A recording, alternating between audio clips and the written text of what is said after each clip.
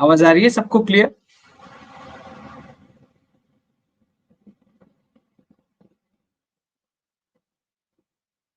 जय श्री राम। जय श्री राम संजीव जी, जय श्री राम विजय जी। सबको क्लियर आवाज आ रही है? I have to ask every time क्योंकि कोई ना कोई बदमाशी कर रहा होता है ऑडियो पे। जी, जय श्री राम सबको। सबका स्वागत है भारत क्षेत्र यूट्यूब चैनल पे।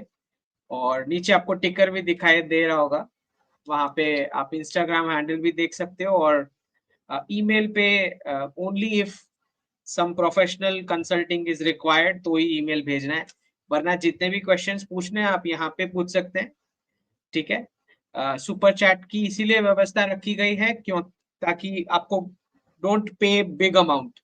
ठीक है, मिनिमम अमाउंट में क्वेश्चन पूछ ले, क्योंकि एक ही साइड जो स्क्रीन पे है ये फीचर है कि सारे क्वेश्चंस एक साथ आ जाते हैं, तो मुझे ये कॉमन चैट बॉक्स में ढूंढना नहीं पड़ता। That is the benefit of this software. ठीक है, इसीलिए वो सिस्टम है। धीरज जी प्रणाम। बिल्कुल। तो आज बड़े इंटरेस्टिंग से कुछ टॉपिक्स हैं, क्योंकि पूरे वीक में हम देख रहे हैं कि अलग अलग प्रकार की बातें चल रही हैं। स्पेशली वक्फ रिफॉर्म्स को लेकर बहुत कुछ सोशल मीडिया पे हम पढ़ रहे हैं। जो जिनको मैं कट्टर आलू मटर बोलता हूँ, वो सारे जो है तुरंत रोने लगते हैं अगर कुछ भी उनके एक्सपेक्टेशन के हिसाब से नहीं होता है, तो फिर रोना शुरू हो जाता है उनका सोशल मीडिया पे। देखो देखो गवर्नमेंट तो पीछे हट गई, डर गई, अम, बिना चीजें समझे। अच्छा, मैंने भी लिखा था कि भाई वक्फ जो है अनकॉन्स्टिट्यूशनल, जल्दी पास करो।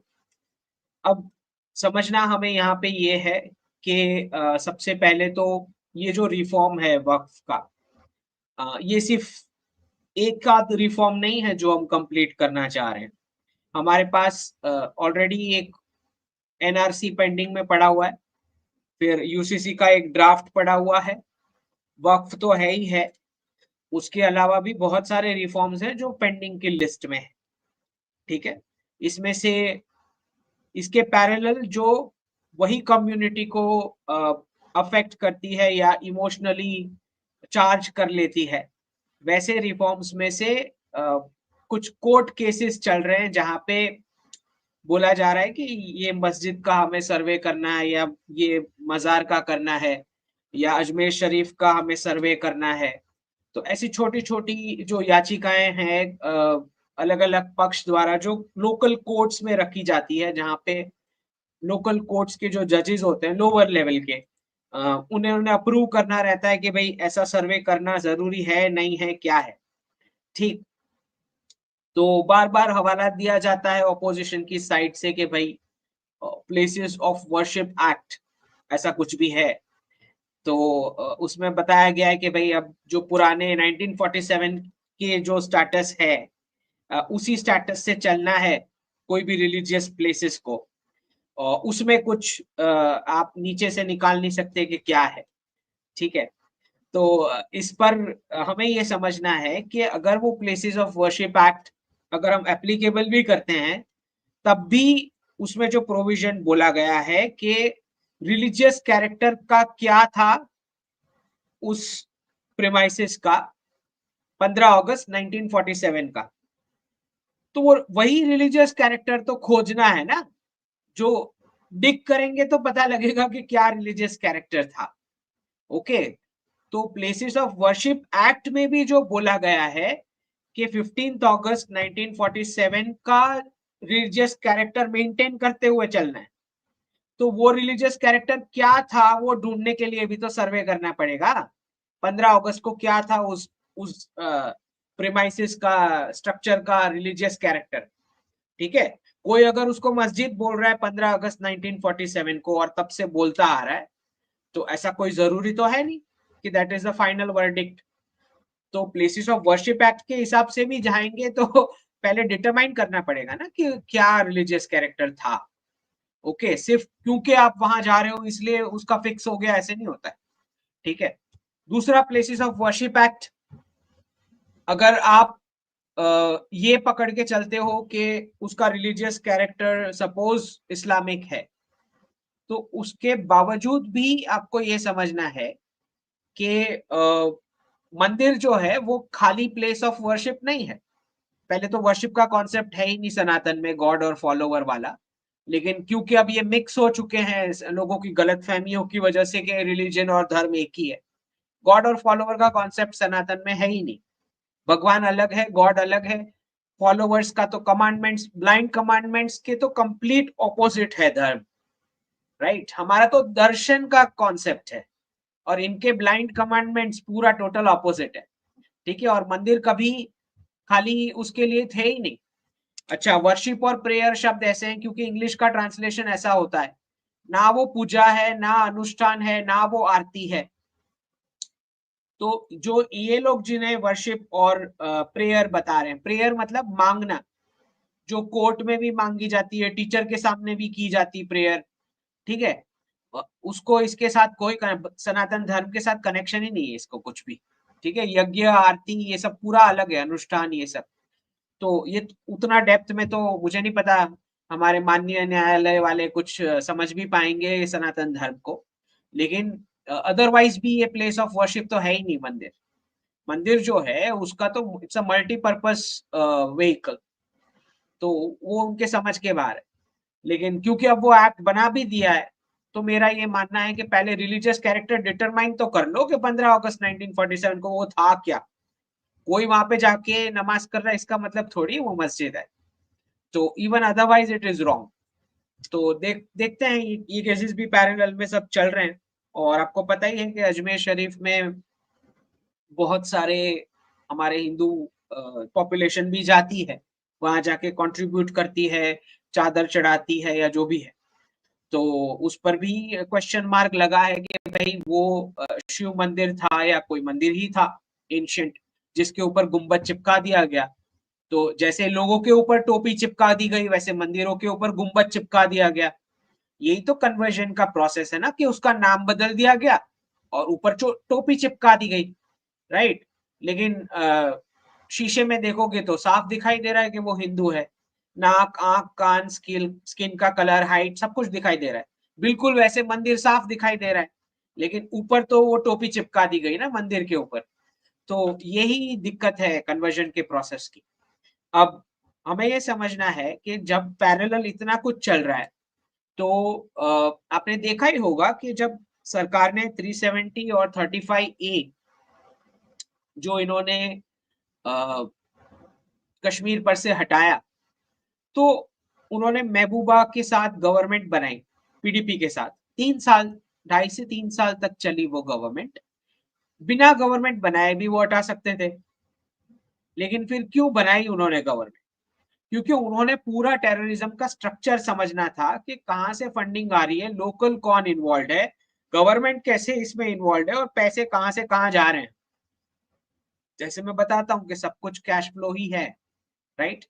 तो हमें इसमें भी ये समझना है कि वक्फ का या कोई भी ऐसा कम्युनिटी रिलेटेड जो नया रिफॉर्म आ रहा है, उसमें कौन सी फॉरेन एंटिटीज इन्वॉल्व हैं डिस्टर्ब करने के लिए।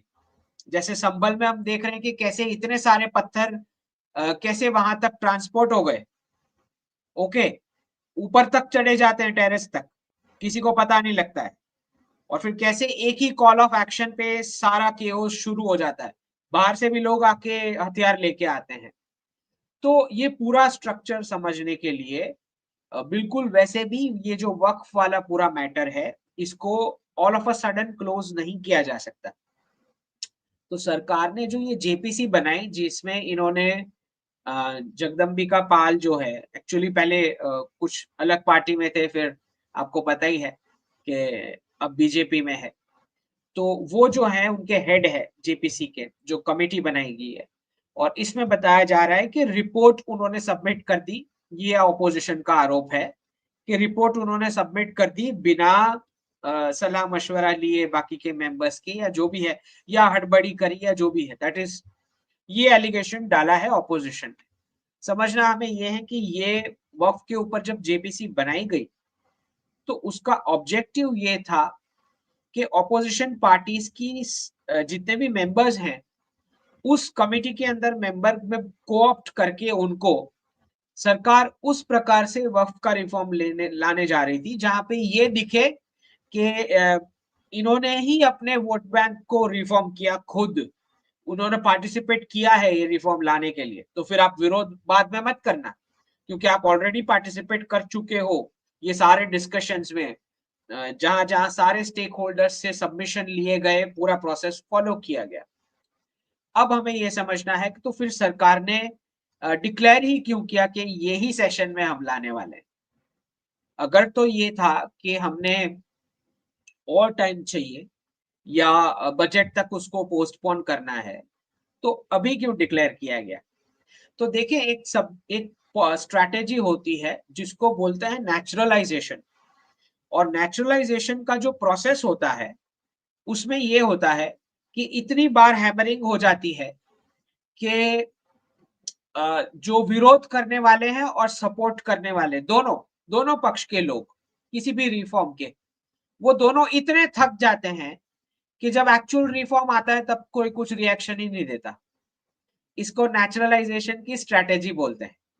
ठीक है, तो आप इतनी बार उस चीज की बात करो, इतनी बार बात करो कि सब रो पीट के इतने थक जाए, चाहे वो कट्टर राइट विंग वाले हो या विरोध करने वाले हो, वो लोग इतने थक जाए टाइम जाने के बाद कि फिर जब एक्चुअल पास होगा तो कोई रिएक्शन ही ना आए।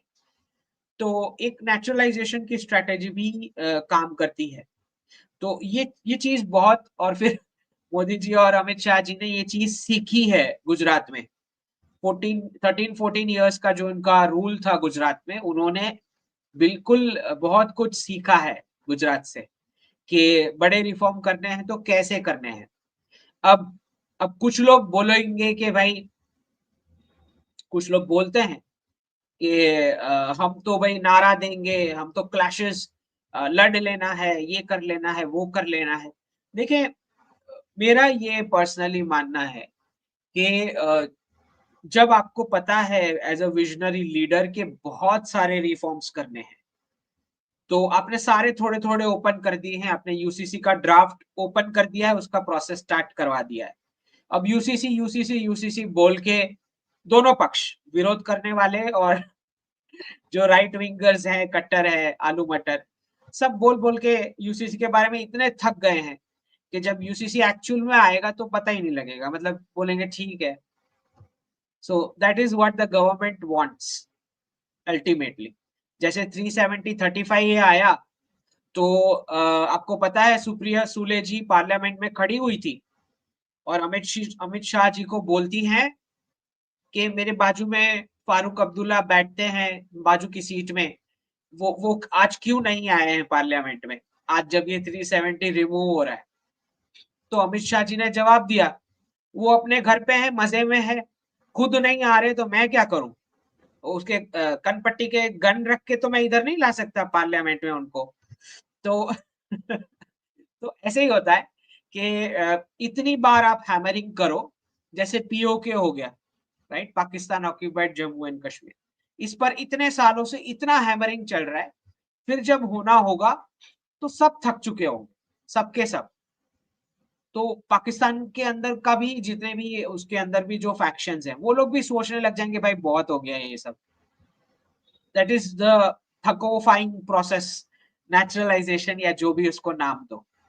तो दूसरा ये भी समझना होता है कि जब बहुत सारे इनोसेंट क्राउड्स को इकट्ठा किया जाता है ये समझाने के लिए कि आप सड़क पे उतरो, बैठो, तो आपको ये समझना है, जानना है, सरकार ने तो ये जानना जरूरी होता है, उनके दोनों कान हर तरफ जमीन तक लगे हुए होने चाहिए कि कौन कौन किसको क्या क्या फोन घुमा रहा है, कहाँ कहाँ से कैश घूम रहा है, ये विरोध वाला पूरा प्रोसेस एस्टेब्लिश करने के लिए।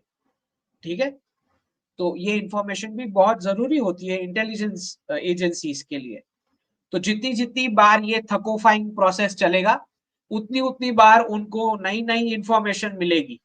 अच्छा, वो कंट्री भी इसमें इन्वॉल्व है, इस तरह से वो कैश बेचता है, बिटकॉइन के जरिए बेचता है, ऐसे पता लगेगा। जैसे महबूबा मुफ्ती जी के साथ जब उन्होंने सरकार बनाई तो उन्हें समझ में आया कि कैसे ड्राई फ्रूट्स का ट्रेड होता था बॉर्डर के थ्रू। अब कश्मीर के बिजनेसमैन को वो बादाम जो 800 रुपए किलो होती है वो 200 रुपए किलो में दी जा रही थी पाकिस्तान के द्वारा, और बाकी का 600 रुपया जो है वो टेरर फंडिंग में जाता था। अब ये आपको पता नहीं लगता अगर आप 370 डायरेक्ट रिमूव कर लेते बिना महबूबा मुफ्ती के साथ गवर्नमेंट बनाए। समझ आ रही है? बहुत सारी फॉरेन कंट्रीज जो कश्मीर में टेररिज्म का पैसा भेजती थी, वो क्या करते थे? वो करते थे कि कश्मीर में टूरिज्म के पोर्टल्स पर पूरी बुकिंग कराते थे ऑनलाइन पेमेंट करके कि हम वेकेशन के लिए आने वाले इतने लोग आ रहे हैं और ये हमारा एडवांस पेमेंट है।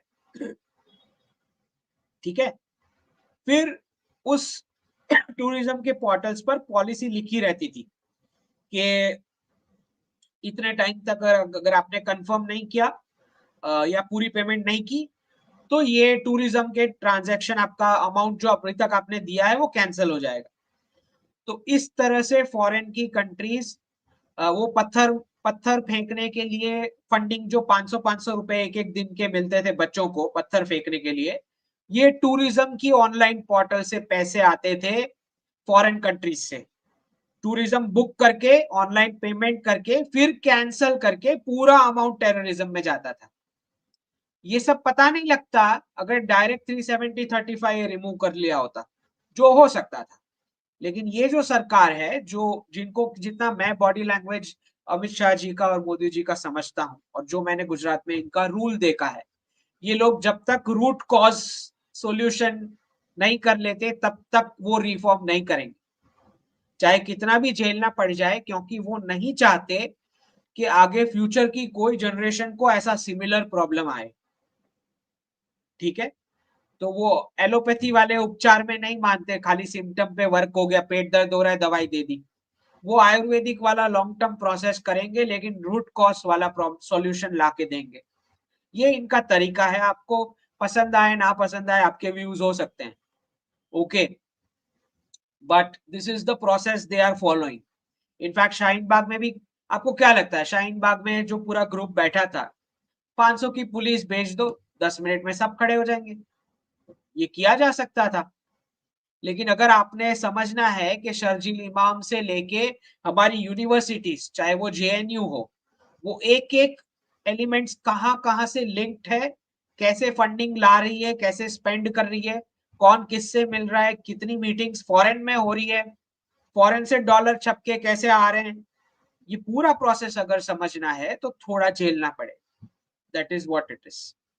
तो मुझे मुझे देखें, ऐसा नहीं कि कुछ भी है तो मैंने सपोर्ट ही करना है, बट आई डू बिलीव के बहुत ज्यादा शत्रु बोध नहीं समझ में आ रहा है लोगों को, ना हमारी एजेंसीज को।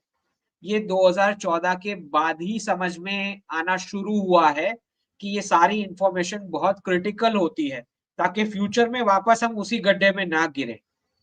ठीक? तो समझ में आ रहा है कि प्रेजेंट जनरेशन ने थोड़ा झेलना पड़ता है। वैसे मैं एक गुड न्यूज आपको दे दूं कि देवेंद्र फडणवीस ने आते ही, मतलब अभी तो कंफर्मेशन नहीं है, मोस्ट प्रोबेबली वही चीफ मिनिस्टर बनेंगे। तो उन्होंने वक्फ बोर्ड का कुछ 10 करोड़ का डिक्लेयर किया गया था, महाराष्ट्र की जो केयर टेकर गवर्नमेंट के एडमिनिस्ट्रेटिव ऑफिसर्स ने कर दिया था, वो उन्होंने अभी सस्पेंड कर दिया है। उन्होंने बोला नई सरकार बनेगी फिर हम चेक करेंगे क्या जरूरत है। तो वक्फ बोर्ड पे जो फंडिंग महाराष्ट्र में स्टेट बोर्ड की होती है उस पर अभी रोक डाल दी है उन्होंने, अभी न्यूज में आया है लेटेस्ट। तो हमें ये समझना है कि सरकार, विपक्ष के जितने जेपीसी के मेंबर्स हैं, वो चाहती हैं कि वो अपना वोट बैंक खोए ये रिफॉर्म के बाद। तो उन्हें पार्टिसिपेट करने दें, और पता ही है कि वो सपोर्ट नहीं करने वाले। जब ये रिपोर्ट पे जब एक्शन आएगा तब वो नहीं करने वाले सपोर्ट, जेपीसी के मेंबर्स जो अपोजिशन पार्टीज के हैं। लेकिन तब सरकार कह सकती है कि आपने बहुत बार पार्टिसिपेट कर लिया, और वो डेटा भी कलेक्ट करेंगे कि कौन कौन मीटिंग में आया था, नहीं आया था और क्यों पार्टिसिपेट नहीं किया। वो बताएंगे उस दिन जब रिफॉर्म आएगा तब कि देखो हमने तो पूरा कोशिश किया आपसे इनपुट लेने का, लेकिन आप अब बहाना मत निकालो कि इनपुट्स लिए नहीं गए थे, क्योंकि आप आए ही नहीं थे जब मीटिंग हो रही थी, राइट? तो पूरा प्रिपेयर होके जब होगा, तो तब तक सब कुछ कर डाल चुके होंगे सारे लोग, जिन्हें रास्ते पे बैठने की जो तैयारी कर रहे थे, वो लोग भी थक चुके होंगे। सो बी अश्योर्ड, रिफॉर्म उन्होंने उठाया है, उनके लिए, उनके उस मैनिफेस्टो में है सारा। वैसे ही प्रधानमंत्री जी ने बोल दिया अनकॉन्स्टिट्यूशनल है, तो रिफॉर्म तो आना ही है। अब वो बजट तक आए, कब भी आए, देखा जाएगा। वैसे ही उनका यूसीसी का ड्राफ्ट भी रेडी है, राइट? तो ठीक है, थोड़ा और सही, पेशेंस। लेकिन ये कहना कि वो डर गए हैं, आई डोंट थिंक ये डरने वाले लोगों में से है। डरने वाली इसमें कोई बात ही नहीं है, क्योंकि स्टेट कभी डरता नहीं। जब स्टेट कोई एक डायरेक्शन उठा लेता है कि मैंने इस डायरेक्शन में जाना है, तो फिर स्टेट को कोई नहीं रोक सकता, कोई नहीं रोक सकता, ठीक? तो यही है कि ये लोग चाहते हैं कि कम से कम केओस में सारे रिफॉर्म्स कंप्लीट हो जाएं, विच इज नॉर्मल, उसमें क्या गलत बात, ठीक है? तो ये मुझे समझाना था आपको वक्फ के बारे में। और दूसरा, एक हमें जो संभल वाला जो केस है, जिसके अंदर सुप्रीम कोर्ट का जजमेंट आया, उन्होंने साफ बोला, सुप्रीम कोर्ट ने, जो मुस्लिम पक्ष है उनको, कि आप जाओ इलाहाबाद हाई कोर्ट जाओ, वहां जाके आप जो भी आपको कागज रखने रखो, वो लोग निर्णय लेंगे कि क्या होना चाहिए। और जो लोअर लेवल कोर्ट है, उसको बता दिया गया है कि आप सील कवर में जो सर्वे हुआ है उसका एक्सेप्ट कर लीजिए, और आगे का प्रोसेस इलाहाबाद हाई कोर्ट जैसे बताएं आर्ग्यूमेंट सुनने के बाद, बिल्कुल वैसे आप फॉलो करेंगे। मतलब सुप्रीम कोर्ट ने क्लियर बता दिया कि हम इसको रोकने नहीं वाले, जो भी डिसाइड करना है आप इलाहाबाद हाई कोर्ट में जाके दोनों पक्ष वहां सुने जाएंगे। अभी के लिए सर्वे टीम ने जो भी रिपोर्ट बनाया है वो आप एक्सेप्ट कर लो सील कवर में, ये आदेश दिया है सुप्रीम कोर्ट ने, which is very very positive, ठीक? अब हम आ जाते हैं कम्युनिटी सिस्टम पे, जो हमें समझना है। जो एंशिएंट भारत ने हमें कम्युनिटी सिस्टम दे रखी है, कम्युनिटी सिस्टम पे जो एक बड़ा संशोधन या बिल जो ये लेके आ रहे हैं विश्वविद्यालय वाला, जिसमें बोला जा रहा है कोऑपरेटिव सोसाइटी के बारे में। तो इस पर मैंने एक ट्वीट किया था कि अब हमें चांस मिल सकता है वापस गुरुकुल को रिवाइव करने का। तो ये जो विश्वविद्यालय वाला बिल जो सरकार लेके आ रही है इस सेशन में, इसके अंदर कोऑपरेटिव सोसाइटी कैसे ऑपरेट करनी है उसकी ट्रेनिंग के लिए विश्वविद्यालय बनेगा।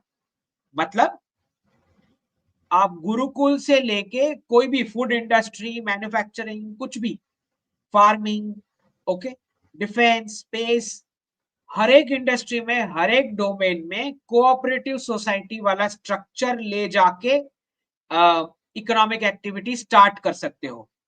गुरुकुल भी स्टार्ट हो सकते हैं, ओके?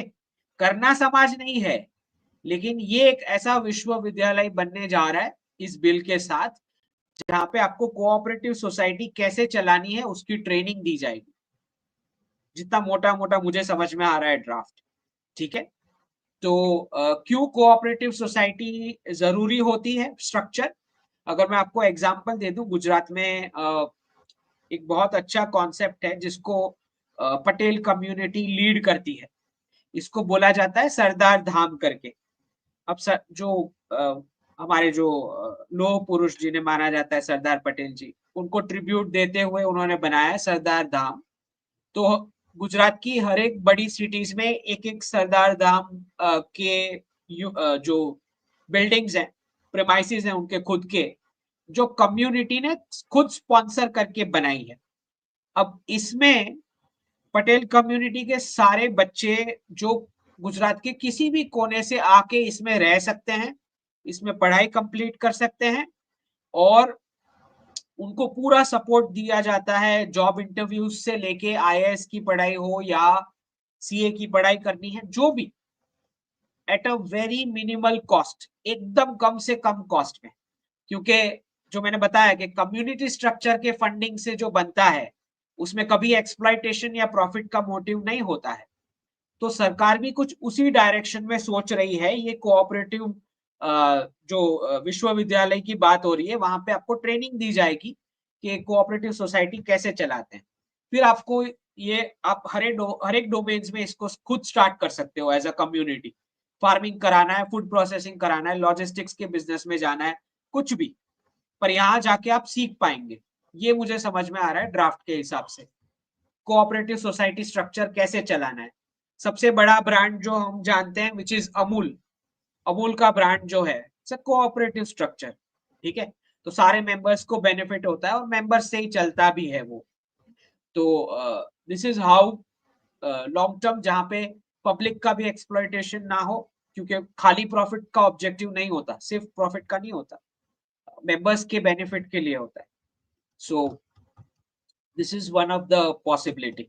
तो जब हम कम्युनिटी सिस्टम की बात करते हैं तो हम बात कर रहे हैं कुल, जाति, वर्ण, ये तीनों कोलैबोरेशन की हम बात कर रहे हैं। कुल मतलब फैमिली, जाति मतलब कम्युनिटी, वर्ण मतलब ऑक्यूपेशन। ये तीनों का कोलैबोरेशन जब होगा तब जो है स्टेट से आप कुछ एक्सपेक्ट करना बंद कर दोगे कि मुझे स्टेट से जॉब चाहिए या मुझे गवर्नमेंट मेरे को जॉब दे या गवर्नमेंट मेरे को ये ऐसे फंडिंग देना चाहिए, मुझे कोई फ्री में इलेक्ट्रिसिटी देना चाहिए, फ्री में वाटर देना चाहिए। ये सारी चीजें तब बंद हो जाएंगी जब कम्युनिटी खुद अपने ऊपर रिस्पॉन्सिबिलिटी लेगी। तो कम्युनिटी सिस्टम अदरवाइज भी जरूरी है। क्यों जरूरी है? जैसे मैंने बताया कि एंशिएंट भारत का स्ट्रक्चर ऐसा था कि फैमिली और कम्युनिटी, उसकी ड्यूटीज आप 15-20 साल तक करोगे तब भी जाके आप सही लाइफ पार्टनर सिलेक्ट कर सकते हो, क्योंकि सामने वाली फैमिलीज का पूरा स्ट्रक्चर आपको दिख रहा है साफ कि सारी कम्युनिटी इवेंट्स में वो पार्टिसिपेट करते हैं, ड्यूटीज निभाते हैं, उनका फूड का हैबिट क्या है, उनका रहन सहन कैसा है, कितने बजे उठते हैं, कितने बजे सोते हैं, बच्चे कैसे कोऑपरेट करते हैं, बच्चे कैसे खेलते हैं, सब कुछ जब आपको क्लियर हो जाए तब जाके आप लाइफ पार्टनर सिलेक्ट कर सकते हो। ये एंशिएंट भारत का स्ट्रक्चर था। तो बच्चों की तकलीफ आज ये है, फैमिलीज की न्यूक्लियर हो चुकी, एंशिएंट कोई कनेक्शन नहीं रहा, ना विलेज से रहा, नेटिव प्लेस से रहा, ना एक्सटेंडेड फैमिली से रहा। तो सबका बिहेवियर वियर्ड सा हो चुका है, ना रिस्पॉन्सिबिलिटी कोई समझ आती। तो इसकी वजह से क्या हो गया है कि हमारी जनरेशन वाले सारे अलग अलग एक्सपेरिमेंट कर रहे हैं, जो वेस्ट लिव इन से लेके अलग अलग प्रकार के एक्सपेरिमेंट कर रहे हैं सारे। ओके, तो कुछ हैं जो कुत्ते बिल्ली लेके आ जाते हैं, फिर जब लाइफ पार्टनर मिल ही नहीं रहा तो फिर क्या करें। तो ऐसा भी है। तो हमें ये समझना है कि वेस्टर्न टेम्पलेट ना अपनाते हुए हमारा जो एंशिएंट भारत का स्ट्रक्चर है, अगर आप फैमिली और कम्युनिटी की ड्यूटीज करते हैं तो सामने वाली फैमिली की कम्युनिटी और फैमिली ड्यूटीज करते हुए जब आप उनको देखोगे तो लाइफ पार्टनर सही सिलेक्ट कर पाओगे। इसीलिए कम्युनिटी सिस्टम बहुत इंपॉर्टेंट है। अब जब मैं कम्युनिटी ड्यूटीज की मैं बात करता हूं तो सारी फेस्टिवल्स, जो चीज जो सारी चीज आप अननोन लोगों के साथ सेलिब्रेट कर रहे हैं वो आपको कम्युनिटी में सेलिब्रेट करना है, फैमिली में, एक्सटेंडेड फैमिली में सेलिब्रेट करना है। That is community events. फिर अगर आप अपने एंसेस्टर्स को थोड़ा पीछे भी जाके देखोगे तो आपको पता पड़ेगा कि साल में 2 से 3 बार तो पूरे गांव को बुला के खाना खिलाते थे वो, राइट, कुछ ना कुछ नाम पे, धर्म के नाम पे, ठीक है। तो इस सब से एक फैमिली का लीगेसी स्ट्रक्चर बनता है जिससे लाइफ पार्टनर सिलेक्ट करना बहुत इजी हो जाता था उनके लिए। आपको पता ही है उनका जीरो डिवोर्स का रेशियो, जीरो, राइट, उस जनरेशन का, जिनको इस प्रकार की ट्रेनिंग मिलती थी अपने फोर फादर्स से। तो तब हमें समझ नहीं आता जब ये सब कि इतनी मेहनत क्यों कर रहे हैं, किसी होटल में ही बुला लेते सबको, डायरेक्ट खाना खिला देते, नहीं। हमारे एंसेस्टर्स खुद जाते थे, खाना सिलेक्ट करते थे, खाना खुद बनाते थे मेहनत से, फिर एक एक कम्युनिटी मेंबर्स को खुद झुक झुक के सर्व करके खाना खिलाते थे। साल में 1, 2, 3, कोई कोई फैमिली तो 4, 5 बार। तो ऐसा कोई उनको शौक नहीं हो पड़ा कि बहुत मेहरबान हो गए लोगों के ऊपर, नहीं। यही स्ट्रक्चर था लाइफ पार्टनर सिलेक्ट करने के लिए नेक्स्ट जनरेशन के लिए। ओके, और सेफ था वो फॉर्मूला। तो this is why community structure is very important. अब प्रॉब्लम ये है कि जब मैं वर्ण कोलैबोरेशन की बात करता हूं, मतलब ऑक्यूपेशनल स्किल्स, तो ऑक्यूपेशनल स्किल्स में दिक्कत ये है कि जॉब मॉडल में वर्ण कोलैबोरेशन हो ही नहीं सकता, नॉट पॉसिबल। क्यों? क्योंकि अगर मैं आपको कंटेम्पररी एग्जांपल दे दूं, तो सपोज एचआर डिपार्टमेंट है किसी कंपनी का सपोज एचआर डिपार्टमेंट है। अब सारी कंपनीज के एचआर डिपार्टमेंट के एम्प्लॉइज एक साथ कब इकट्ठा होंगे? Rare, very very rare. ठीक है, तो जब वर्ण कोलैबोरेशन नहीं होता है, तो जो आपको पेमेंट कर रहा है, जो भी इंस्टीट्यूशन आपको पेमेंट कर रहा है, वो आपका पूरा एक्सप्लॉयटेशन कर सकता है। अब बचने का कोई चांस ही नहीं। समझ आ रही है मैं क्या कह रहा हूं? वापस समझाता हूं। सारी कंपनीज के एचआर डिपार्टमेंट एक साथ कब मिलेंगे कोलैबोरेट करने के लिए? कभी नहीं, वेरी वेरी रेयर। हाँ, पूरी कंपनी मिल जाएगी किसी एक इवेंट पे, लेकिन उसमें कोई स्पेसिफिक डोमेन का कुछ लेटेस्ट आया है तो कोई स्किल अपडेट भी नहीं होना है, ना आप एक्सप्लॉयटेशन से बच सकते हो। अगर एक ही कंपनी के सारे एम्प्लॉयज मिलेंगे तो उसका कोई बेनिफिट नहीं मिलना है। वर्ड कोलैबोरेशन तब होता है जो आपका स्किल सेट है, वो ऑक्यूपेशनल स्किल सेट सामने वाले के साथ मैच हो रहा है, और वो लोग सब एक साथ जब मिलेंगे तो स्किल्स भी अपग्रेड होंगे और कोई एक्सप्लॉइट भी नहीं कर पाएगा आपके ग्रुप को। तो जॉब मॉडल में ये पॉसिबल नहीं है, तो बिंदास सबका एक्सप्लॉइटेशन चल रहा है। समझ आ रहा है? इसीलिए वर्ड कोलैबोरेशन भी बहुत बहुत इंपॉर्टेंट है। कुल जाति, जाति माने कम्युनिटी, और वर्ण। तो आज वेस्ट के ही डॉक्टर्स खुद बोल रहे हैं फैमिलीज को कि फैमिली टाइम प्रिस्क्रिप्शन में लिख के दे रहे हैं, फैमिली टाइम मतलब कुल की ड्यूटीज। ओके, आज वेस्ट में पुलिस ऑफिसर्स खुद बोल रहे हैं सिटीजन्स को कि तुम्हारा कम्युनिटी ग्रुप बिल्डअप कर लो, बार बार 911 मत दबाओ, हम कोई नवरे नहीं है आपकी सिक्योरिटी के लिए आने के लिए, हर बार खुद अपना ग्रुप बना लो। पुलिस भी ये बोल रहे हैं उनको, और ये वही लोग हैं जो हमको ऑर्थोडॉक्स बता रहे थे हमारे स्ट्रक्चर्स पे कि एंशिएंट भारत तो बेवकूफ है, ये सब ऑर्थोडॉक्स है। ये देखो डिस्क्रिमिनेशन, जो चीज कोलैबोरेशन है उसको डिस्क्रिमिनेशन का लेबल दिया गया। समझ आ रही है कि कैसे पूरा उल्टा पढ़ाया गया आपको, ब्रेन वॉश करने के लिए, कोलोनाइज करने के लिए। अच्छा, अब मुझे कोई पूछेगा कि सर फिर आप जो बता रहे हो उस हिसाब से तो फिर आप जातिवाद की बात कर रहे हो। नहीं, मैं ये बोल रहा हूं कि अगर आपको दूसरी कम्युनिटी में मैरिज भी करना है तो भी यही एंशिएंट भारत वाला स्ट्रक्चर आप अपनाओ, वो कम्युनिटी में एंटर करो, उसमें 5, 10, 15 साल सारी फैमिली और कम्युनिटी की ड्यूटीज करो, और फिर लाइफ पार्टनर सिलेक्ट करो। मैं ये बोल रहा हूं, मैं आपको मना नहीं कर रहा हूं दूसरी कम्युनिटी में जाने से। ओके, मैं ये नहीं बोल रहा हूं। अगर आपको मैरिज करना है इंटर कास्ट, जिसको कास्ट वैसे हमारा वर्ड नहीं है, अगर इंटर कास्ट करना भी है तो मैं ये बोल रहा हूँ कि डिस्क्रिमिनेशन की बात ही नहीं कर रहा। मैं बोल रहा हूँ उस कास्ट में जाओ, 5, 10, 15 साल फैमिली और कम्युनिटी ड्यूटीज करो, ठीक है, पूरा रहन सहन, फूड, सब कुछ मैच हो जाए, फिर लाइफ पार्टनर सिलेक्ट कर लो। ये नहीं होगा तो फिर लव जिहाद होगा आपके साथ। ठीक है, लव जिहाद क्यों हो रहा है? ये इसीलिए हो रहा है क्योंकि बेटियों को इनिशिएट ही नहीं किया जा रहा फैमिली और कम्युनिटी ड्यूटीज के लिए। अगर कोई लड़की है, अगर वो रेडिकल को बोलेगी कि मैं और मेरी फैमिली तुम्हारी कम्युनिटी के सारे इवेंट्स अटेंड करने वाले हैं 5 साल तक, उसके बाद हम शादी करेंगे, तो वो रेडिकल खुद ही भाग जाएगा, वो जिहादी खुद ही भाग जाएगा। समझ आ रही है बात? तो इसीलिए बहुत इंपॉर्टेंट है हमारा एंशिएंट भारत का स्ट्रक्चर। तो आप इंटरकास्ट करें, इंटर कम्युनिटी करें, जो भी करें, लेकिन उस कम्युनिटी को ज्वाइन करके 5 साल कम से कम इन्वेस्ट करें कि वो फैमिलीज का खाने पीने का तरीका क्या है, उठने बैठने का क्या तरीका है, सब कुछ मैच कर लो, फिर करो, इंटरकास्ट करो, जो भी करना है करो।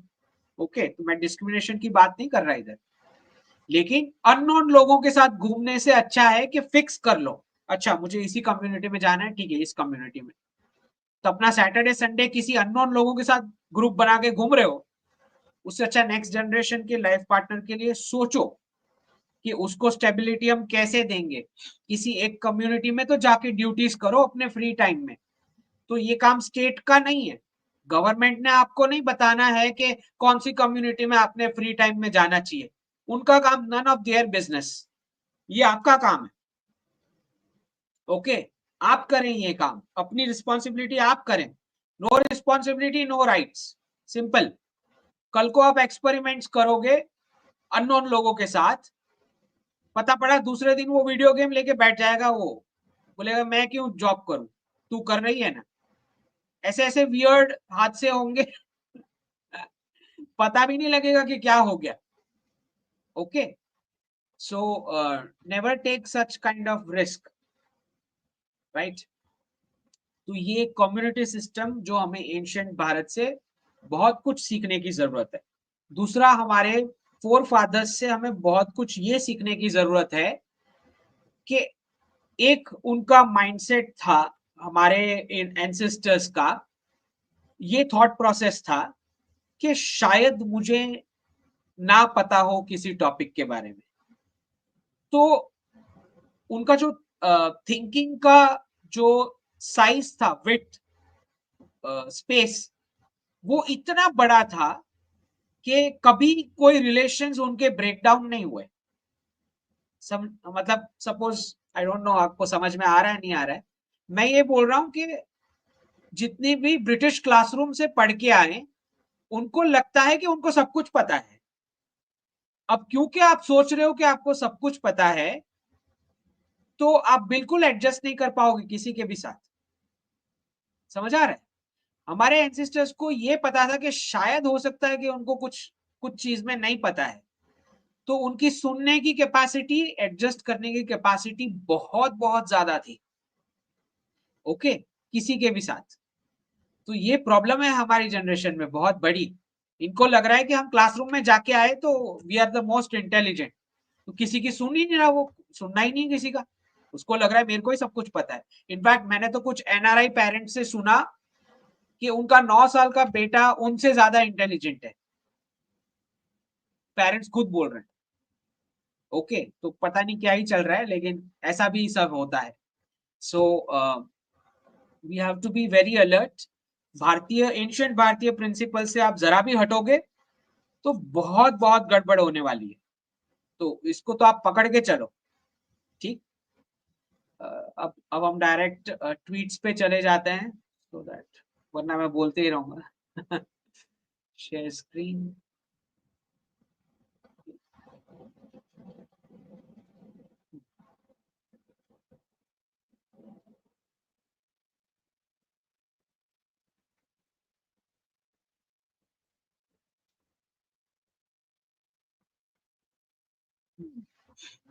तो जिन्होंने भी ये एक्स का हैंडल मेरा फॉलो नहीं किया है, प्लीज स्टार्ट फॉलोइंग।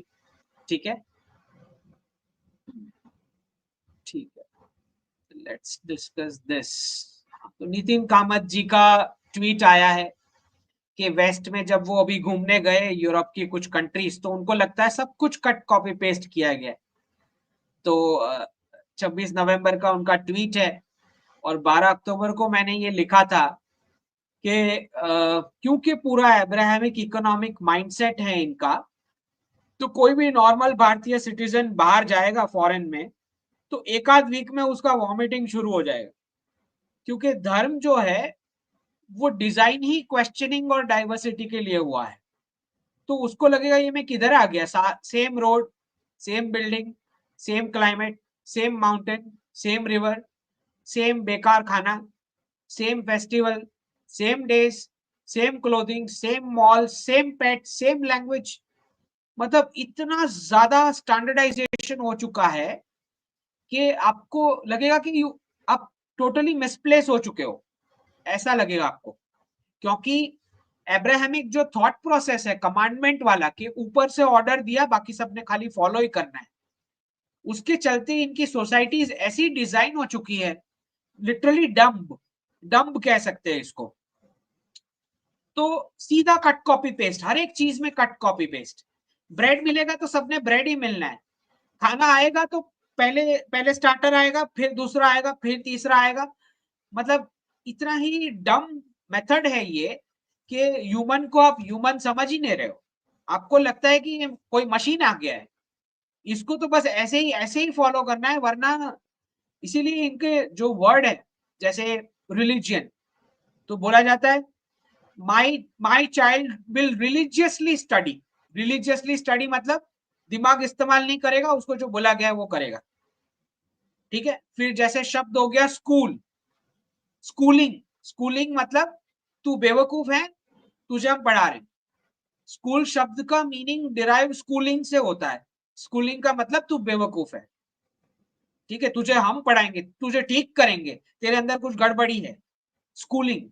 तो ये इट्स लाइक पूरा जो डेरिवेशन है, इनके सारे शब्द ही गड़बड़ है। जो भी इंग्लिश लैंग्वेज के शब्द है सारे के सारे गड़बड़ है। ठीक है, सिटी बोला तो मतलब सिविलाइज लोगों के रहने के लिए, तो मतलब गांव के लोग बेवकूफ है क्या? वो सिविलाइज नहीं है? क्या बोलना चाह रहे हो? तो सब कुछ गड़बड़ है, इनके सारे लैंग्वेज के वर्ड्स ही गड़बड़ है। ठीक।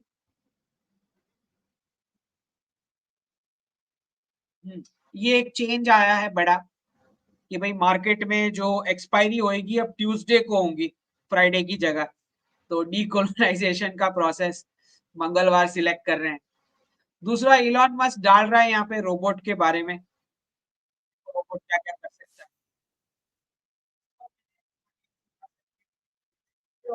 ये भी तो हमें कि भाई प्रॉफिट्स कहाँ से आएंगे, जरा ये बता दो।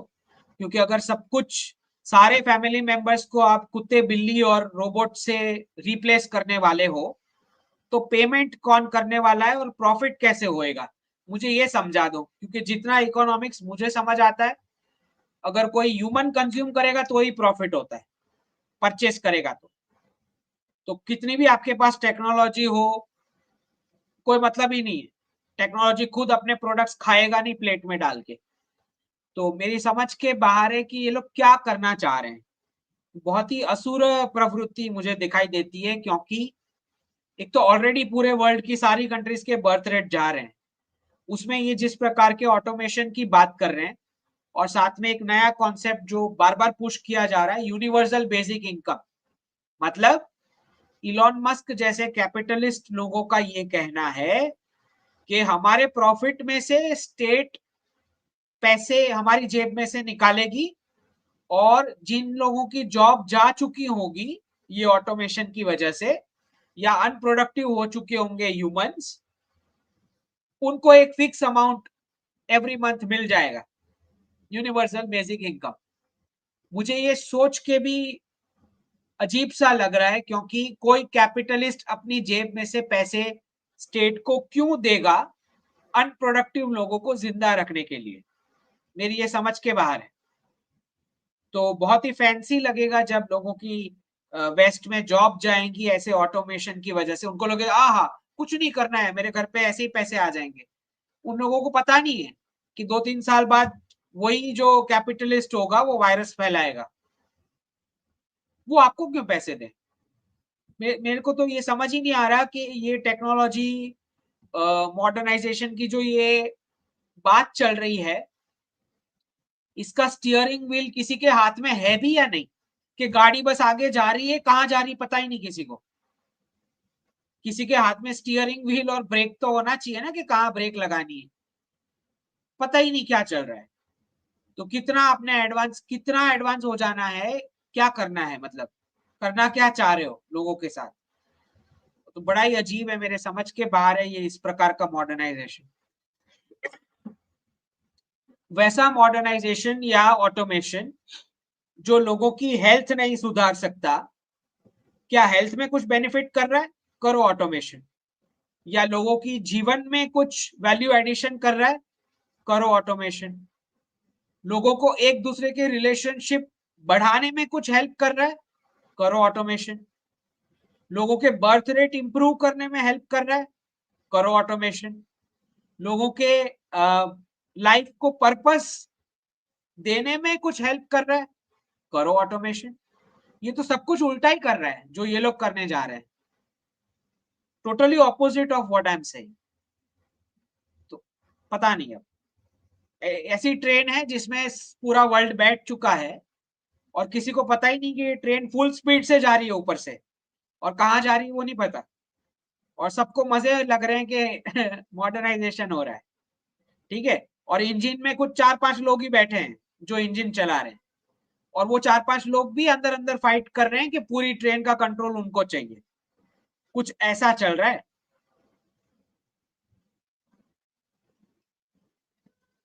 ठीक है। अब ये जो मैंने 24 मार्च 2023 को प्रेडिक्शन दिया था कि जब क्राइसिस आएगा तो ट्रेडिंग और बैंकिंग ब्लैकआउट हो जाएगा वेस्ट में, मैंने खाली वेस्ट की बात करी है, हमारी बात नहीं करी, ठीक है। तो 28 नवंबर सेबी ने ऑर्डर दे दिया है एनएससी, नेशनल स्टॉक एक्सचेंज और बॉम्बे स्टॉक एक्सचेंज, कि अगर कुछ बंद होता है तो एटलीस्ट दो में से एक तो ट्रेडिंग चालू रखना, उस पोजीशन में प्रिपेयर्ड रहना। इस ऑर्डर का मतलब ये होता है कि अगर कुछ बंद हो जाता है तो एटलीस्ट दो में से एक प्लेटफॉर्म तो चालू रहना चाहिए, एससी अरेंजमेंट करो, ठीक है। दूसरा, इलॉन मस्क जो है लोग गवर्नमेंट एम्प्लॉयज के नाम पब्लिक में डाल रहा है जिनकी जॉब जाने वाली, जिस पर कुछ लोग विरोध कर रहे हैं कि भाई तुम उनकी लाइफ पे डेंजर करोगे ऐसे पब्लिक में डाल के। वैसे इलॉन मस्क कोई पब्लिक गवर्नमेंट पोजीशन में नहीं है अभी, और जो डॉजी बना रहे हैं वो भी कोई गवर्नमेंट पोजीशन नहीं है। लोगों का विरोध शुरू हो रहा है, अभी तो स्टार्टिंग है, आगे आगे पूरा डी डॉलराइजेशन करते करते तो कितनी गाली पड़ने वाली है आप सोच सकते हो। दूसरा, मैंने ये इस्कॉन वाला जो मामला है बांग्लादेश में, मैंने बहुत ही साफ शब्दों में 4 नवंबर को क्या लिखा था। ये राधाराम दास जी का ट्वीट है जो बोल रहे हैं कि इस्कॉन के साधुओं को धमकी दी जा रही है बांग्लादेश के अंदर। इस पर मैंने 4 नवंबर को क्या जवाब दिया है कि बांग्लादेश के हिंदू जो हैं, हर बार आप भाग भाग के आ जाओगे जमीन छोड़ के, ये तो बहुत हो गया, बहुत बार पार्टीशन हो चुका, ठीक है। जमीन छोड़ के आप आ जाते हो इधर, ये कोई तरीका नहीं है। तो आना है तो ज्योग्राफी लेके आओ, तो आपका रेजिस्टेंस आप बांग्लादेश के अंदर देंगे, भागना भागना नहीं है, आपने फाइट करना है, और उसके लिए आपको जो कुछ भी जरूरत पड़ेगी वो हम देंगे, भारत सरकार करेगी, जो भी हो सकता है वो सब कुछ कर रही है, ठीक है, और करेगी, ठीक। लेकिन हमें ये समझना है कि कोई साधु जो है वो डायरेक्ट क्लैश में ना उतरे और अपना मंदिर का रूटीन जो है वो कंटिन्यू करे। डायरेक्ट क्लैश में किसी साधु ने नहीं उतरना है, किसी मॉन्क ने, ठीक है। ये लिखने के बावजूद, पता नहीं बांग्लादेश वाले सुन रहे नहीं सुन रहे मुझे नहीं पता, उसके बावजूद ये जो चिन्मय कृष्ण दास जी है, उन्होंने करा होगा कुछ एक्टिविटी, तो अरेस्ट हो गए 25 तारीख को। 4 तारीख को मैंने क्लियर लिखा है कि दूर रहो ऐसी एक्टिविटीज से, 25 तारीख को अरेस्ट हो गए, और फिर अब देखो क्या हुआ है।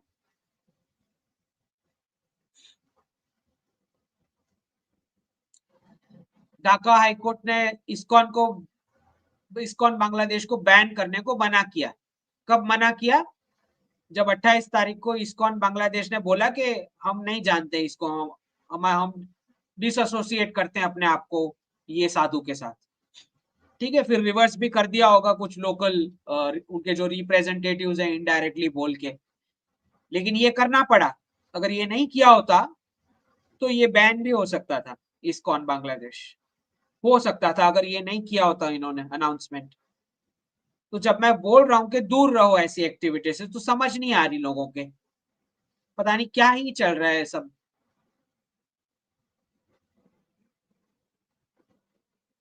फिर आप बोलोगे गवर्नमेंट एक्शन नहीं लेती, भाई गवर्नमेंट ने जो इनडायरेक्टली करना रहता है वो सब कुछ किया जा रहा है, ठीक है। उल्लास जी बता रहे हैं कि इतना एक्यूरेट आप कैसे हो, क्योंकि ये रशिया का जो वेपन सिस्टम यूज हुआ यूक्रेन में, वो न्यूक्लियर नहीं है लेकिन बहुत ही इफेक्टिव रहा, नाटो उसको रोक नहीं सकता है। तो मैंने ये प्रेडिक्शन आणविक शिप के दिया था, आणविक शिप पे सात्विक ने पूछा था ये क्वेश्चन मुझे कि अगर यूक्रेन स्ट्राइक करता है वो वाली मिसाइल से तो क्या रशिया न्यूक्लियर वेपन यूज कर सकता है।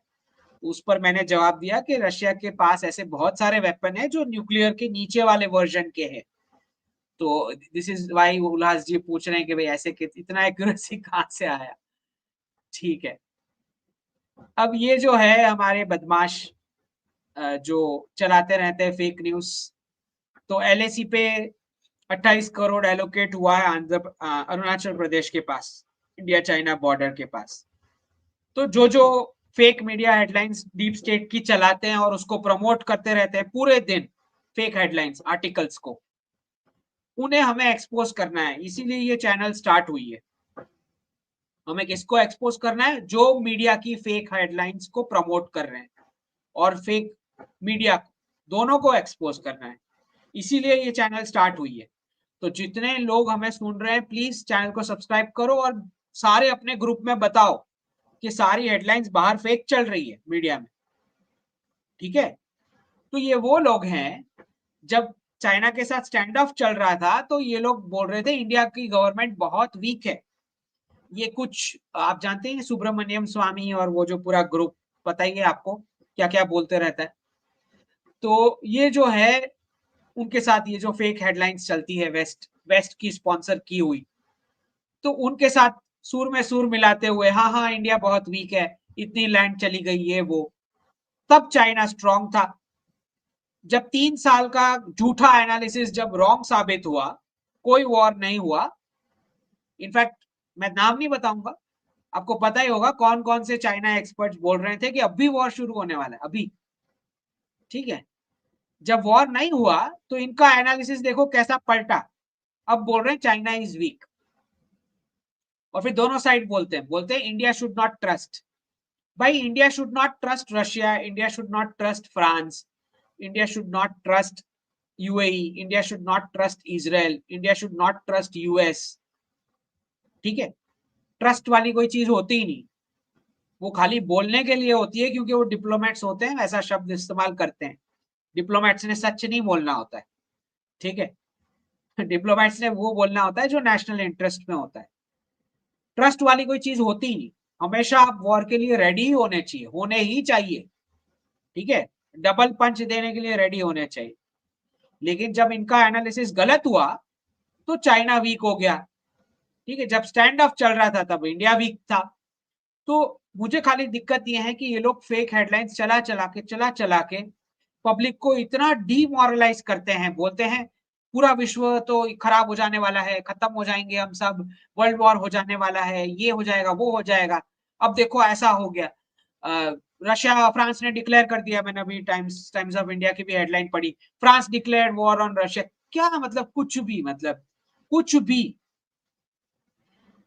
तो ये सब पूरा कार्टून नेटवर्क चल रहा है। मतलब कभी कभी ऐसे लगता है कि 99% एक्सपर्ट्स कार्टून नेटवर्क चला रहे हैं, लिटरली मुझे ऐसे लगता है। आई डोंट नो क्या ही चल रहा है। वो वही लोग हैं जो चाइना के 10 और पाकिस्तान के 20-50 कितने, 4 कितने पता नहीं, आई डोंट नो, हर वीक जो टुकड़े कराते रहते हैं, ये वही लोग हैं। अब ये देखो ये दोनों दिसंबर में कुछ नेक्स्ट वीक कुछ की रिफॉर्म प्रपोजल्स अनाउंस करने वाले हैं, कैपिटल हिल में प्रेजेंट करने वाले हैं, जो भी बोलो। तो मैंने जो एक डिप की बात करी है दिसंबर की, कि एक डिप तो होना है, कितना होगा वो हम देखेंगे, डिप तो होना है।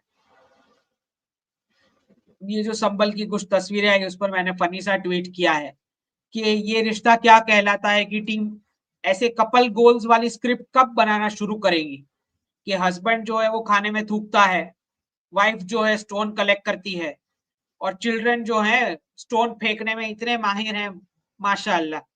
तो ये ऐसे कपल गोल्स वाली स्क्रिप्ट कब बनाना शुरू करेंगे हमारे टेलीविजन वाले, क्योंकि इनको ये जो ऐसी सीरियल्स बनाते रहते हैं, ये पूरे दिन धार्मिक मैरिज का जो कॉन्सेप्ट है उसको अटैक करने में कुछ भी इन्होंने बाकी नहीं रखा है।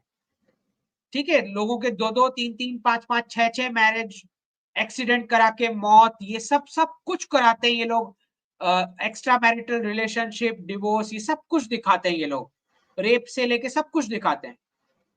ठीक है, सारी वुमेन एक दूसरे के साथ बाल नोच रही है, पता नहीं क्या क्या कर रही है। पूरे टाइम ये लोग धार्मिक मैरिज के साथ खेल खेलते रहते हैं सीरियल्स की स्क्रिप्ट में। तो इनको ये क्यों नहीं दिखाते? ये वाले कपल गोल्स जरा दिखाओ ना, ये भी तो दिखाओ। कम से कम एक तो दिखा दे कि ये क्या चल रहा है,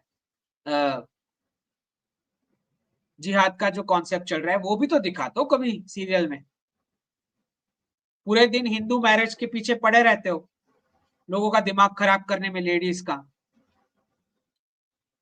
अब ये देखो, एंजेला मर्कल बोल रही है कि यूनाइटेड स्टेट्स को हमने फॉलो नहीं करना चाहिए था। ये वो हैं जो पूरी यूरोप में सारे इलीगल्स को लेके आई उसी के ऑर्डर के चलते, और अब ब्लेम कर रही है यूएस को। देखें ये सारे जो टूल किट्स हैं। दूसरा, मैंने जो प्रेडिक्शन दिया था कि गाय जो है क्लाइमेट को पोल्यूट करती है, तो ये नवंबर 26 को आ गया है। डेनमार्क के फार्मर्स को बोला जा रहा है कि $43 पर टन ये उनको चार्ज लगेगा, टैक्सेशन लगेगा गाय रखने पे। क्यों? क्योंकि पूरा सबका फार्मिंग लैंड कब्जा करने का जो डीप स्टेट का जो प्लान है, उसके चलते हर एक कंट्री में अलग अलग चीजें करी जा रही है। जैसे यूके में इनहेरिटेंस टैक्स लेके आए और फार्मर्स को बोल रहे हैं कि इतना टैक्स लगेगा आपको, या तो वो फार्मिंग छोड़ देंगे। कुछ कंट्री में काउस को मारा जा रहा है कलिंग करके। फिर कुछ कंट्री में बोला जा रहा है वेस्ट में कि देखो आप, काउ जो गैस छोड़ती हैं उसमें पोल्यूशन होता है, तो अब जैसे ये टैक्स डाल रहे हैं डेनमार्क में। फिर कुछ कंट्रीज में बोल रहे हैं कि फार्मर्स जो सब्सिडी मिलेगी वो आपको ऐसा क्रॉप उगाने के लिए मिलेंगे जिसमें प्रॉफिट ही नहीं होएगा, ओके, उसको बेचने पे, या प्रोडक्टिविटी, सॉइल हेल्थ खराब हो जाएगी। तो अलग अलग तरीके से वेस्ट के नेशंस की फार्मलैंड को कब्जा करने का तरीका, क्योंकि आप जानते ही हो मैंने जो प्रेडिक्शन दिया है कि 2030 के बाद फार्मर्स ही होंगे जो सबसे ज्यादा पैसे वाले होंगे। तो ये डीप स्टेट की सारी कंपनीज ऐसे ऐसे लॉस पास करवा रही है सारी कंट्रीज में, अलग अलग तरीके से फार्मलैंड का कब्जा करने के लिए। ठीक है, तो वो प्रेडिक्शन तो सच है कि 2030 के बाद फार्मर्स ही होंगे जो बहुत पैसे बनाएंगे। ठीक है, अब ये अदानी पोर्ट्स का जिन्होंने नहीं लिया नवंबर 21 को, मैंने ये पूछा था, मैंने रेकमेंड नहीं किया था, मैंने खाली पूछा था। रेकमेंड किया था नहीं किया था वो तो आपको समझना चाहिए। तो इसमें जिसने भी लिया उसने बेनिफिट किया होगा, अदानी पोर्ट्स का स्टॉक। अब ये समझना बहुत जरूरी है कि जब ये रिजर्व डी-डॉलराइजेशन कंप्लीट होगा तो आपको अलग अलग प्रकार की वेस्ट से आर्ग्यूमेंट्स आएंगी, और कुछ जो वेस्ट के डी-डॉलराइजेशन एक्सपर्ट्स हैं जिसमें रे डालियो और ये सब बड़े नाम हैं, ये लोग बड़े बड़े फैंसी चार्ट बनाते हैं। क्यों बनाते हैं? आपको बेवकूफ बनाने के लिए। बोलते हैं कि इसकी कमेंट में आया था आई गेस, ये रहा, ये रे डालियो का चार्ट है कि ऐसे ऐसे राइज होता है, फिर टॉप पे जाता है, फिर सैचुरेशन हो जाता है, फिर नए वर्ल्ड ऑर्डर आ जाते हैं। ठीक है, ये वो रे डालियो, ठीक है, ये ही also talks on de dollarization. लेकिन समझना हमें ये है कि वेस्ट के जितने भी एक्सपर्ट्स हैं वो आपको बेवकूफ बनाने के लिए ये चार्ट्स बनाते हैं। वो बोलते हैं कि ये नेचुरल प्रोसेस है, ऐसे ऊपर जाना, फिर पीक हो जाना और फिर नीचे उतर जाना। उनको लगता है ये नेचुरल प्रोसेस चल रहा है। ठीक है, तो आपको क्या क्या आर्ग्यूमेंट्स मिलेंगे आप सुने। आपको आर्ग्यूमेंट दी जाएगी कि सिविलाइजेशन पीक पे जाती है फिर गिर जाती है, एम्पायर्स बड़े खड़े होते हैं फिर पुअर हो जाते हैं, ब्रेक हो जाते हैं। रिजर्व करेंसी तो 100 साल के आसपास होता ही है उसका लाइफ, फिर चेंज हो ही जाती है। मतलब आपको बोल रहा है कि ये सब नेचुरल है, इसमें कुछ आर्टिफिशियल कुछ नहीं हो रहा, अप एंड डाउन, नेचुरली ऐसे ही होता है। तो मेरा सिर्फ इतना क्वेश्चन है कि ये जो ऐसा साइकिल बनाते हैं, तो ये भारत का चार्ट क्यों नहीं बताते? क्योंकि भारत का चार्ट बताएंगे तो पता लग जाएगा, दो चीज एक्सपोज हो जाएगी। सबसे पहले ये एक्सपोज हो जाएगा, ये इतनी ब्यूटीफुल ऐसा माउंटेन बनेगा ही नहीं उनका। ठीक है, क्योंकि एटलीस्ट पिछले 2000 साल की जो इकोनॉमिक हिस्ट्री है उसमें से 1800 साल तो हमारा 27% से ज्यादा, उस एवरेज से ज्यादा रहा है कंट्रीब्यूशन जीडीपी को। तो इतना ब्यूटीफुल डिजाइन उनका बनेगा नहीं। ये जो डिजाइन उन्होंने बनाया है वो वेस्ट की सारी कंट्रीज को एप्लीकेबल होता है। सारे एम्पायर्स को, रोमन, ये जर्मन, ये वो पोर्चुगल, ठीक है, इन सब जितने भी अब्राहमिक थॉट प्रोसेस कन्वर्ट करने के बाद हो गई, इनको ये चार्ट फॉलो होता है। भारत का वो नहीं बनाएंगे, क्योंकि बनाएंगे तो फिर एक्सप्लेनेशन देना पड़ेगा कि ये भारत जब नीचे गया तब भी आप ऊपर क्यों गए, ये दोनों सेम टाइम पे क्यों हो रहा है, तो फिर एक्सप्लेनेशन देना पड़ेगा कि हम तो अननेचुरल ग्रोथ कर रहे हैं, भारत को लूट के हमारा ग्रोथ हुआ है, ये बता देना पड़ेगा, जो वो बताना नहीं चाहते, राइट। तो ऐसी ऐसी आर्ग्यूमेंट्स लेके आएंगे, हाँ हाँ सिविलाइजेशन तो ग्रो ऐसे पीक करता ही है फिर फॉल होता है, नहीं भाई, ऐसे नहीं होता है। ये आपने दूसरों की लूट के ऊपर आप ग्रो किए हो, इसीलिए आपके ऐसा छोटा साइकिल होता है। भारत के तो 50,000 साल प्लस का हमारा हिस्ट्री है, प्लस उसमें लास्ट 500 साल एक खाली एक डॉट होता है, डॉट, टाइनी डॉट, ठीक है, वो भी आप हमको लूट के गए, इसलिए तुम्हारी इतनी इतनी भी तुम्हारी लाइन बन रही है, वरना कुछ नहीं बननी थी तुम्हारी, ठीक है। तो ये फालतू लेके मत आना हमारे पास आर्ग्यूमेंट कि ये कोई नेचुरल ग्रोथ हो रहा था तुम्हारा, नहीं। तुमने पहले तो भारत को लूटा, उसका स्पेंडिंग से डेवलप किया, उसी स्पेंडिंग की वजह से अच्छा क्लाइमेट से लेके आपने सब कुछ इमिग्रेंट्स को ले पाए, परचेस कर पाए, हायर पाउंड और डॉलर की वैल्यू की वजह से हर कंट्री से आपने ह्यूमन रिसोर्स उठाया, उनसे काम करवाया, उनसे इनोवेशन करवाया, ठीक है। अनलिमिटेड प्रिंटिंग ऑफ डॉलर और पाउंड की वजह से आपके क्लाइमेट क्लीन रहते हैं, आपके पब्लिक स्पेसेस क्लीन रहते हैं, क्योंकि एंडलेस करेंसी आप छाप सकते हो, तो ऑब्वियसली क्लेanलीनेस, सिविक सर्विसेज ज्यादा ही होंगी, सादा सी बात है। ज्यादा रेवेन्यू है तो ऑब्वियसली ज्यादा खर्चे होंगे क्लेanलीनेस मेंटेन करने को, ऊपर से पॉपुलेशन कम है लैंड की साइज के हिसाब से।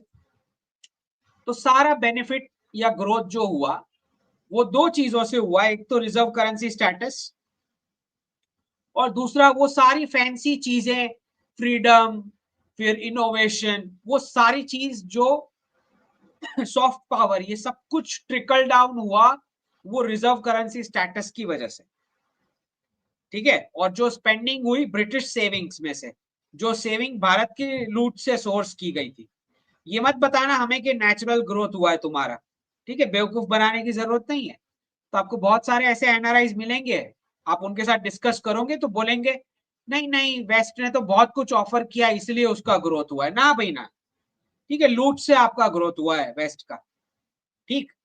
तो आप खुद को आप माइग्रेट किए इसलिए समझाने की कोशिश ना करें हमें उल्लू बनाने की, ठीक है।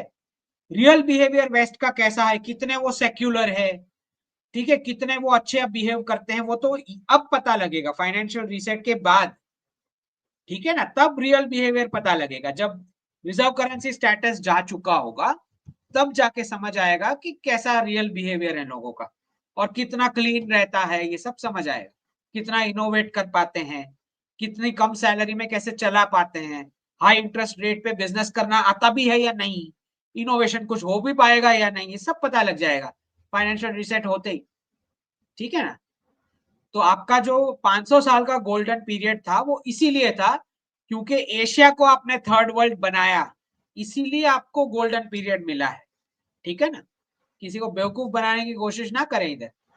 मुझे पता है हमारे जो वेस्ट माइंडेड जो कॉलोनियल एक्सपर्ट्स हैं वो सब यही चीज रिपीट करेंगे, सिविलाइजेशन पीक एंड फॉल, ये तो साइकिल्स हैं, ये तो नेचुरल साइकिल, नेचुरल कुछ भी नहीं था इसमें, सारा ही आर्टिफिशियल था, दूसरों को लूट के, राइट, दूसरों को चीजों चोरी करके ग्रो करना उसको ग्रोथ नहीं बोलते, ठीक है, हमने बिना इसके करके दिखाया हुआ है एंशिएंट भारत ने। सो ये समझना बहुत जरूरी है क्योंकि ऐसी आर्ग्यूमेंट्स आने वाली है डी डॉलराइजेशन के बाद कि ऐसा तो होता ही है, रिजर्व करेंसी चेंज तो होती ही है, होती ही नहीं है भाई, नथिंग इज नेचुरल, ओके। दूसरा ये बोल रहा है इलॉन मस्क एब्सोल्यूट फ्रीडम होना चाहिए फ्री स्पीच के लिए, हो ही नहीं सकता, एक्सेप्शन क्या होना चाहिए, maintenance of law and order, और अगर बच्चों के ग्रोथ पे असर हो रहा है, कोई पब्लिक इंफॉर्मेशन या डिस्प्ले से वो डैमेज हो रहा है, उसका साइकोलॉजिकल उसको इंपैक्ट हो रहा है, तो आपको नहीं मिल सकता है free speech, there is no right to free absolute free speech, free speech के ये एक्सेप्शन मैं बता रहा हूँ, पब्लिक लॉ एंड ऑर्डर। और अगर छोटे बच्चों को बड़े होने में जो पब्लिक इंफॉर्मेशन आप डाल रहे हो, जो भी बकवास आप स्क्रीन पे करके निकल जाते हो, वैसा फ्री स्पीच नहीं मिलना चाहिए अडल्ट्स को, जिससे बच्चों को नुकसान होए। ठीक है, ये एक्सेप्शन होने चाहिए। दूसरा, पूरा अगर आपको बहुत शौक है तो आप एक्सपोज करो ना आपकी हिपोक्रेसी स्पीच में। आप जिसको सोशल बेनिफिट बुलाते हैं, वेस्ट की कंट्रीज जिसको सोशल बेनिफिट्स बुलाती है, वो क्या है? क्योंकि सोशल कैपिटल का आपका कॉन्सेप्ट जीरो है। आपको कुल की ड्यूटीज समझ में नहीं आती, आपको जाति की ड्यूटीज समझ में नहीं आती, आपको वर्ण की ड्यूटीज समझ में नहीं आती। ड्यूटीज समझ में नहीं आती तो राइट भी नहीं मिलेगा, तो आपका सोशल कैपिटल टोटली जीरो है। तो फिर आपको सोशल बेनिफिट्स जो है वो गवर्नमेंट से लेने पड़ते हैं। लेकिन आपको लगता है डर, क्योंकि अगर सोशल बेनिफिट को स्टेट बेनिफिट बोल दिया तो फिर तो आपको बोलेंगे कि आप तो कम्युनिस्ट हो। पता लग जाएगा ना सबको कि ये तो गवर्नमेंट की करेंसी छप के बेनिफिट मिल रहे हैं।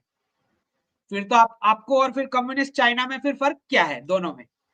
इसलिए बड़ी चालाकी से स्टेट बेनिफिट को सोशल बेनिफिट का नाम दे दिया है। ठीक है, सब समझ में आ रहा है? आप अपनी हिपोक्रेसी को जरा उजागर करो, जरा शीशे में देखो। पूरे दिन दूसरों को लेक्चर देते हो, आप भी तो एक्सपोज हो जाओगे। जब स्टेट बेनिफिट बोलोगे तो पता लग जाएगा कि कम्युनिस्ट गवर्नेंस चला रहे हो, है ना? और यूएस की फेडरल गवर्नमेंट यूएस में सबसे बड़ी एम्प्लॉयर है।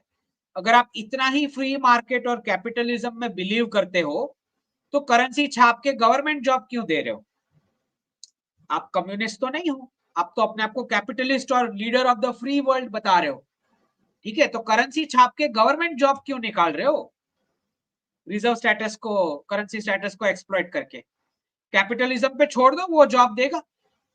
है, कैपिटलिज्म को तुम बोल रहे हो ऑटोमेशन करने को, फिर करेंसी छाप के लोगों को जॉब दे रहे हो। आपकी हिपोक्रेसी देखो। 2019 से 2024 के बीच जितनी नई जॉब्स यूएस में निकली उसमें से 40% गवर्नमेंट जॉब थी। तो ये ऐसा कैसा फ्री मार्केट इकोनॉमी है जिसमें गवर्नमेंट खुद सबसे बड़ी एम्प्लॉयर है और फिर चाइना को आप कम्युनिज्म बोलते हो? इकोनॉमिक टाइम्स ने अब छापना शुरू कर दिया है अमेरिकन इकोनॉमी के बारे में, which is a very big signal. क्योंकि जब मेन स्ट्रीम छापना शुरू कर दे, मैंने लिखा है खाली 3 साल लेट, जब मेन स्ट्रीम छापना शुरू कर दे मतलब करीब है।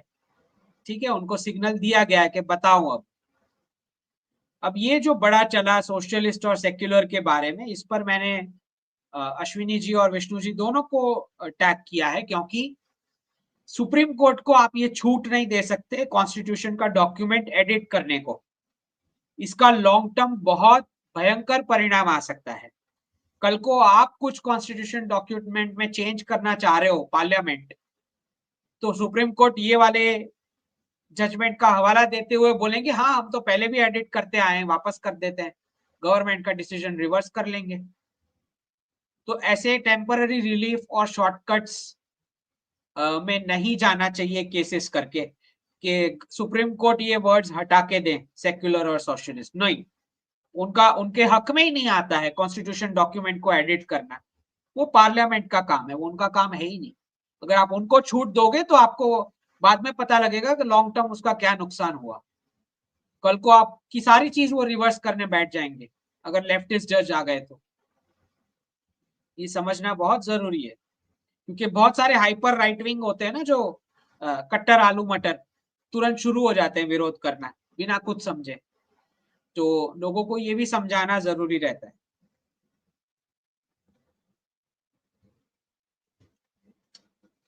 ठीक है, I think we have covered a lot of tweets. अब क्वेश्चंस ले लेते हैं फटाफट। ठीक है, सबसे पहले है साग्निक रॉय जी, धन्यवाद। Crorepati living India should pay exit tax.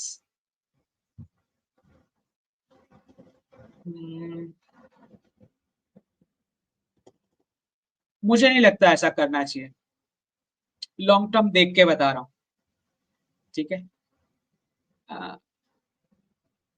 Specially अगर गल्फ जा रहे हैं तो कोई दिक्कत नहीं है। अगर वेस्ट में जा रहे हैं तो थोड़ी दिक्कत है, गल्फ में जा रहे हैं तो कोई प्रॉब्लम नहीं। ठीक है, विक्रम नादगिर जी धन्यवाद। Please speak on China issuing dollar bonds. हाँ, ये मैंने कवर करना रह गया ये मेरा। सो चाइना ने डॉलर बॉन्ड्स इशू किए हैं डायरेक्ट अमेरिकन बॉन्ड्स को कंपटीशन देते हुए और मार्केट में डाल दिए हैं। और गजब बात यह है कि यूएस ट्रेजरी बॉन्ड्स को ना सिलेक्ट करते हुए इन्वेस्टर्स ने चाइना के डॉलर बॉन्ड्स को सिलेक्ट किया, प्रेफर किया। इसका मतलब है कि वो चाइना खुद टोपी उतार के मार्केट में डाल दिया है, जिसको टोपी पहननी है, और बहुत सारे लोगों ने पहन भी ली। और वो लोग अमेरिका की टोपी, डायरेक्ट टोपी नहीं पहनना चाहते, चाइना ने जो उतारी हुई टोपी है वो पहनना चाह रहे हैं इन्वेस्टर्स। तो चाइना के लिए तो अच्छी बात है, छुटकारा हुआ उनका थोड़ा। और जिनके हाथ में जा रहा है जाने दो, let them handle the US. Akash Roy ji धन्यवाद। Hindu samrat must ask for vote in, must not ask for. Akash ji देखिए, हमारी आजू बाजू की गली संभाल लें उतना ही काफी है अभी तो। हमारी बाजू की गली जो 2 किलोमीटर के आसपास होंगी, उतना पहले हैंडल कर लो तो ही काफी है। ठीक है, बाकी के लोगों के लिए जितना किया जा सकता है उतना हो रहा है, मैं बता रहा हूँ, इनडायरेक्टली हो रहा है। और बांग्लादेश में जो हमारे इंटरेस्ट है उस पर भी सॉल्यूशन आएगा, लेकिन अभी देर है, उसको थोड़ा टाइम और लगेगा।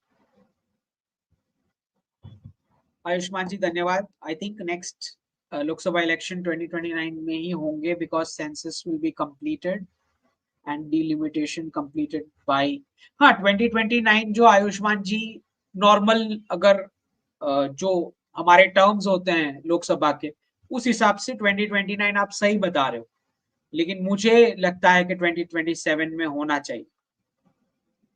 मैं एक्सपेक्ट करता हूं, हो सकता है गलत भी हो, प्रेडिक्शन गलत हो सकता है, क्यों नहीं हो सकता। Let's see next.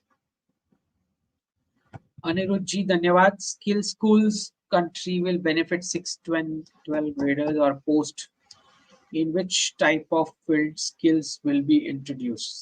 Thanks for the insights. In which type of fields? देखिए मुझे लगता है कि बहुत ज्यादा स्कूल और कॉलेजेस का जो रियल एस्टेट है उसका दुरुपयोग हो रहा है क्लासरूम में ठास के लोगों को।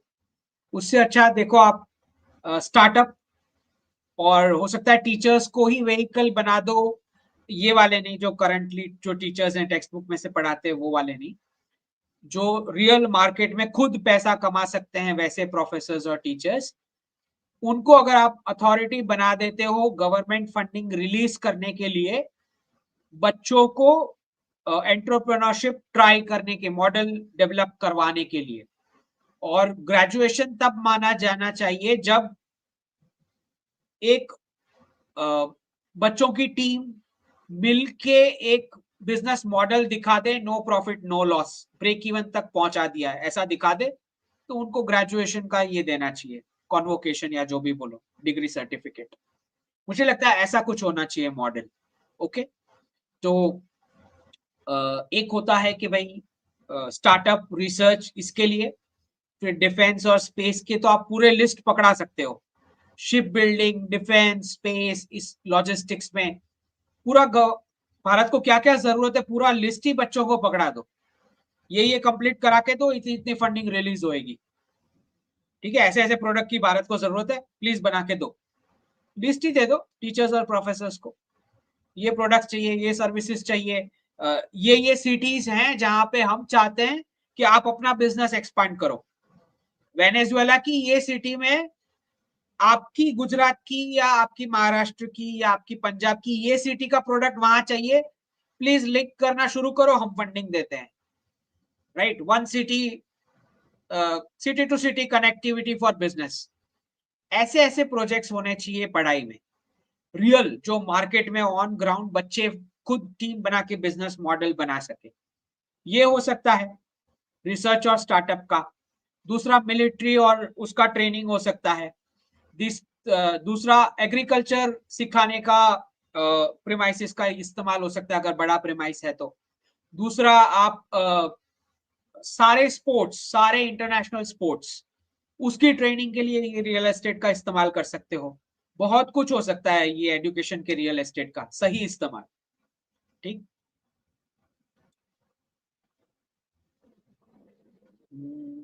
ठीक है।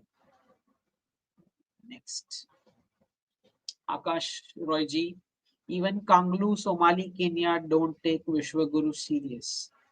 आकाश जी, एक बात समझे, पहले तो ये विश्व गुरु जो शब्द है उसको आप बार बार उसका मजाक उड़ाते हो, क्योंकि आपको पहले अकल ही नहीं है कि विश्व गुरु का अर्थ क्या होता है।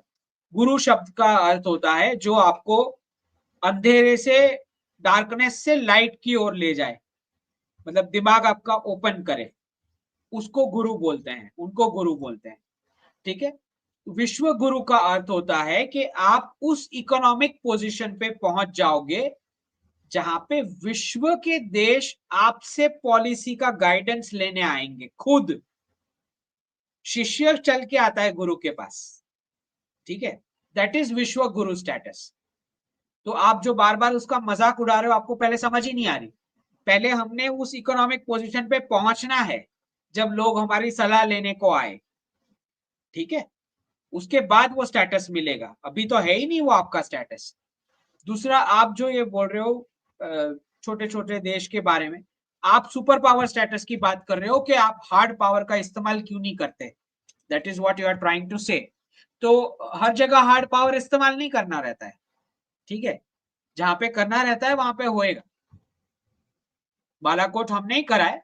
मुझे दिखा दो पूरे विश्व के मैप में, अगर कोई आपको न्यूक्लियर पावर कंट्री दिखाई दे जिसने अपने बगल वाले न्यूक्लियर पावर पे जाके ओपनली अटैक किया हो, एक दिखा दो मुझे इंस्टेंस पूरी हिस्ट्री में से, ला के दिखा दो। अमेरिका ने करा है किसी न्यूक्लियर पावर पे अटैक? करा है?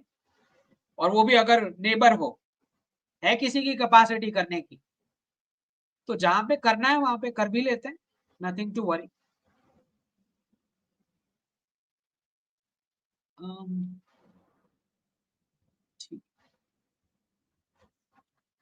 आयुष्मान जी, 2029 में ही होंगे, because census will be completed between delimitation. हाँ, ये आप बता चुके हैं एक बार। अनिरुद्ध जी धन्यवाद। ये हो गया कवर। आई थिंक मैंने ही रिपीट कर लिया। ठीक है। GK ji, during crisis commodity sectors will also correct. अगर सप्लाईज इनकी कम होएगी, ग्लोबल सप्लाईज, तो बूम करेगा कमोडिटीज। एक्सेस सप्लाईज का तो चांस मुझे कम ही दिखाई दे रहा है कमोडिटीज का। लोग उसको कंजर्व करना शुरू करेंगे, एक्सेस सप्लाई नहीं करेंगे। धन्यवाद जी। Future of UI UX designers given the rise of AI. अगर एआई कंपटीशन दे रहा है तो कम ही वर्क होगा उस प्रकार का। It can not be the main source of income, no. Soham ji धन्यवाद। I notice that in Mumbai international announcement from only in Hindi and Marathi and not English. हाँ, ये तो इवेंचुअली हमें रीजनल लैंग्वेजेस को पुश करना ही है। हम तो चाहते हैं कि रशिया में भी भारतीय रीजनल लैंग्वेजेस आए। जैसे यूएई में अगर आप जाते हो तो हिंदी लैंग्वेज आपको सुनाई देती है अनाउंसमेंट में, दुबई हो। अनूप जी धन्यवाद। 401k is basically invested in BlackRock and other DS assets. How will 401k value come down? 401k का एक पोर्शन यूएस के स्टॉक मार्केट में है, तो स्टॉक मार्केट गिरेगा तो 401k भी साफ होगा। ठीक है। स्पेशली जो टॉप 7 टेक वाली जो कंपनीज हैं। ठीक है। अंकित जी धन्यवाद। William Rothschild died yesterday. हाँ, ये न्यूज आया है। 70 प्लस की एज का था। मुझे नहीं लगता कोई एबनॉर्मल इंसिडेंट किसी बाहर वाले ने करवाया होगा, मुझे नहीं लगता। ठीक है। US right wing accounts claiming Trump. Trump की ऐसी कोई कैपेसिटी नहीं है। Trump should take care of his own survival, है ना। आदर्श जी धन्यवाद। US EU China can solve population decline by using humanoid robot in manufacturing. Solve population decline? Population decline कैसे solve हो जाती है?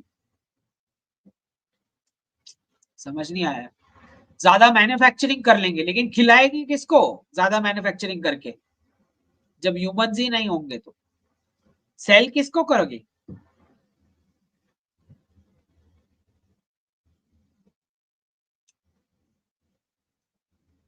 ठीक है। अच्छा जी। अच्छा, बाकी वर्ल्ड को अगर सेल करना है, अगर ये आप बता रहे हो कि बहुत ऑटोमेशन करके मैं बहुत ज्यादा मैन्युफैक्चरिंग कर लूंगा और बाकी के वर्ल्ड की कुछ कुछ कंट्रीज को मैं सेल करने वाला हूं, तो फिर आपको डॉलर को माइनस में लेके जाना पड़ेगा। मतलब 3 रुपीज से भी कहीं ज्यादा पीछे, उतनी बाकी सारी कंट्रीज की करेंसीज को पावरफुल बनाना पड़ेगा, तो वो आके आपका प्रोडक्ट परचेस कर पाएंगे। अगर बहुत ज्यादा मैन्युफैक्चरिंग करके ऑटोमेशन इस्तेमाल करके यूएस को बहुत ज्यादा प्रोडक्शन करना है और वर्ल्ड की बाकी की कंट्रीज को सेल करने वाले हैं, क्योंकि आपके बर्थ रेट तो जा चुके हैं, तो $1 इक्वल टू 3 रुपीज नहीं, और भी पीछे जाएगा। खरीदने को बोल रहे हो ना बाकी कंट्रीज को अमेरिकन आइटम। ठीक है, चलो। In your opinion if US levies, I don't think वो होगा जो आप बता रहे हो। अभी तो कोई हालात नहीं दिखाई देते नेक्स्ट 10 ईयर्स तक, तो कि बाकी का कंट्रीज आके परचेस करेगा। मतलब डॉलर कितना नीचे ले जाना चाह रहे हो? ठीक है। At Shaji, if US levies an exit tax, will the tax be imposed on all transactions of entire 2025 or starting only? इसका कुछ अभी तक आया नहीं है, ये तो मैं प्रेडिक्ट कर रहा हूँ कैसा अनाउंसमेंट आएगा। कितना करेंगे वो तो वो लोग ही डिक्लेयर करेंगे, तब पता लगेगा। How can we say? ठीक है। Some percentage of the amount जो ट्रांसफर होगी, और वो परसेंटेज ऐसा उनको रखना पड़ेगा कि वेल्थ बाहर ना जाए। ठीक है, तो मतलब वो हायर हायर ही होगा, मतलब 2%, 3% ऐसा नहीं होगा। ठीक है। डीके जी धन्यवाद। साबी जी धन्यवाद। सचिन जी धन्यवाद। अंकित जी, you said tier 1 city house price will wipe out and tier 2 and 3 will not have huge effect, but here in Perth I can see bubble. Sachin ji, मैं जो बता रहा हूँ tier 1 पूरे वर्ल्ड के लिए जनरल बता रहा हूँ। पूरे वर्ल्ड में जितनी भी tier 1 फियाट डॉलर सिटीज हैं, उन सबको कट लगेगा रियल एस्टेट के प्राइसिंग में। आप स्पेसिफिक पर्थ का बोल रहे हो तो उसका अलग अलग और दूसरे फैक्टर्स भी हो सकते हैं, लेकिन इतना तो क्लियर पता है कि सारे वेस्टर्न एसेट्स इन्फ्लेटेड है, आर्टिफिशियली इन्फ्लेटेड है। ठीक है, तो नीचे तो नंबर जाना ही है। डीके जी धन्यवाद। What is the future of electronics and telecommunication engineering branch in India? Good, it is good. Vighnesh ji, Gujarat being vibrant state except national otherwise state conditions not at par with? कौन बोलता है? विघ्नेश जी, गुजरात में आप जरा travel करके देखो, कौन बोलता है हमारे रोड्स खराब है। हाँ, फ्लड मैनेजमेंट वाला पॉइंट कुछ अर्बन एरियाज में मैं मानता हूँ, स्पेसिफिक फ्लड मैनेजमेंट वाला पॉइंट, क्योंकि ये जो अब्राहमिक माइंडसेट से बिल्डिंग्स खड़ी कर दी गई है, वेस्ट से आर्किटेक्चर का फॉर्मूला कट कॉपी पेस्ट करके, बिना ये जाने कि वाटर सप्लाई का क्या होगा, वाटर घूम पाएगा या नहीं, इस बिना ये जाने सीधा कंस्ट्रक्शन खड़ा कर देना। ये जो अब्राहमिक टेम्पलेट है बिल्डिंग का, कंस्ट्रक्शन का, क्योंकि वेस्ट से कट कॉपी पेस्ट करके उठाया आपने, तो ये दिक्कत सारी स्टेट्स में जहां पॉश एरिया है वहां सबसे ज्यादा पानी का दिक्कत है। या तो फ्लड आता है या तो सप्लाई कम हो जाता है वाटर का। पॉश एरिया में ज्यादा है ये चीजें। शुभांशु जी धन्यवाद। Reply my mail did not able type fully. Okay, reply मतलब आपने कुछ ईमेल डाला हुआ है नीचे वाले आईडी पे। हाँ, तो उस देखें, बहुत शुभांशु जी बहुत ज्यादा ईमेल्स आते हैं, तो उसको मतलब हंड्रेड्स में थाउजेंड्स में आते हैं। तो वो पॉसिबल ही नहीं है सारे का रिस्पॉन्स देना, लेकिन एक टीम है जो फिल्टर करती है और उसमें से जो एक्चुअल कंसल्टिंग के लायक लगे उन्हीं को फिर आगे मैसेज दिया जाता है। क्योंकि मेरा प्रेफरेंस ये है कि आप यहीं पे सस्ते में पूछ ले 50-100 रुपीज में। मैं नहीं चाहता कि वो कंसल्टिंग की हैवी फीस आप भरो। ठीक है, लेट्स सी। शुभांशु जी धन्यवाद। God Thunder ji, significance of Gupta empire, Ashok and Vikramaditya, तीनों के तीनों बड़े एम्पायर रहे। अशोक वाला एम्पायर ज्यादा जाना गया लास्ट में जो बुद्धिज्म की तरफ जो वो बढ़ा कलिंग के युद्ध के बाद में, तो उसको बहुत सारे हिस्टोरियंस हमारे बोलते हैं कि डाउनफॉल की एक वजह वो रही, वो नॉन वायलेंट बुद्धिस्ट अप्रोच अपनाने की वजह से फिर टेरिटरी उनके जाने के बाद सिकुड़ती गई। स्पेशली उनके एक बेटे या बेटी जो है उन्होंने दीक्षा भी ले ली, ये सब बातें हुई। तो अशोक का जो एम्पायर का साइज बड़ा था, लेकिन उसके बाद जो मतलब एंड में जो पॉलिसीज रही उसकी वजह से बोला गया कि डाउनफॉल होना शुरू हुआ साइज ऑफ टेरिटरी के हिसाब से। लेकिन एडमिनिस्ट्रेशन वाइज अशोक का काफी लिटरेचर से लेके हर जगह इन्वेस्टमेंट अच्छा खासा रहा गवर्नेंस के एंगल से। विक्रमादित्य वाला एम्पायर भी साइज में बहुत ही बड़ा रहा और वो ज्यादा वेलर के लिए माना गया, मार पिटाई कुटाई के लिए एनिमीज की, विक्रमादित्य वाला एम्पायर। और गुप्ता एम्पायर तो जाना गया सबसे ज्यादा रिच होने के लिए और सबसे मैक्सिमम एक्सपांस गुप्ता एम्पायर का। उसी में से सोने की चिड़िया वाला जो टैग भारत को मिला वो गुप्ता एम्पायर से मिला। तो ये जो गुप्ता शब्द जो है ये आता है भगवान कृष्ण के गोपालन से। गोपालन, उस पर से गोपाल, उसमें से गुप्त्रे। गुप्त्रे शब्द का मतलब होता है जो गौ पालन की रक्षा करे, उसमें से गुप्त्रे से गुप्ता हुआ।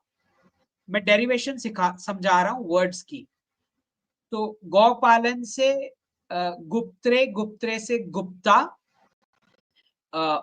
यही गुप्ता जो ग्रीक वर्ड इजिप्टियोस से इजिप्ट नाम बना, इजिप्ट नेशन का नाम, वो ग्रीक वर्ड इजिप्टियोस से इजिप्ट नाम बना। और इनफैक्ट इजिप्ट के सबसे पहले जो रूलर रहे जिसका उसका नाम है नार्मर, NARMER, नार्मर।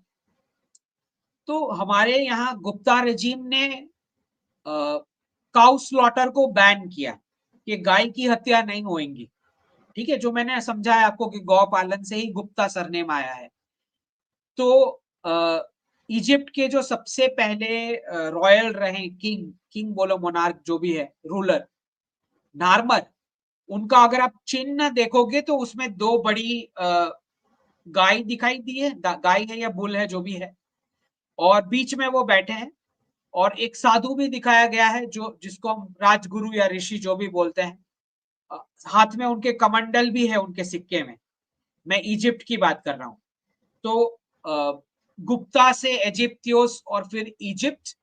और वही गुप्ता का जो एम्बलम था, जो सिंबल कॉइन के ऊपर, जो उस टाइम पे ऐसा होता था कि ये जो रिंग पहनी होती है राजा ने, वो रिंग को ऐसे स्टैम्प करते थे ऑफिशियल डॉक्यूमेंट पे। तो और वो जो एम्बलम था गुप्ता एम्पायर का, जिस पर से सोने की चिड़िया नाम पड़ा, क्योंकि वो भगवान विष्णु बैठे हुए हैं अपने गरुड़ पे। तो वो सोने की चिड़िया है क्योंकि वो गोल्डन रिंग से वो स्टैम्प किया गया है वो डॉक्यूमेंट। मतलब भारत से ऑर्डर जाता था सारी कंट्रीज को, उनके प्राइम मिनिस्टर्स अपॉइंट होते थे सारी कंट्रीज में, भारत डिसाइड करता था कि कौन प्राइम मिनिस्टर बनेगा उस रीजन का। ठीक है, तो उस पर से ये गोल्ड पर से, और वो सिंबल भगवान विष्णु और उनका गरुड़, दैट इज सोने की चिड़िया। तो फॉरेन से जो वो कॉन्सेप्ट बना कि भारत एक सोने की चिड़िया है, वो सोने की चिड़िया वाला जो स्टैंप जो डॉक्यूमेंट पे ऑर्डर का लगता था, वो गुप्ता एम्पायर के टाइम जो भारत से ऑर्डर जाते थे सारी कंट्रीज को, आपको ऐसे करना है, आपको ऐसे करना है, ठीक है। तो उसी से जो ईरान का जो शाह ऑफ ईरान नाम जो है वो भी वहां से आया। जैसे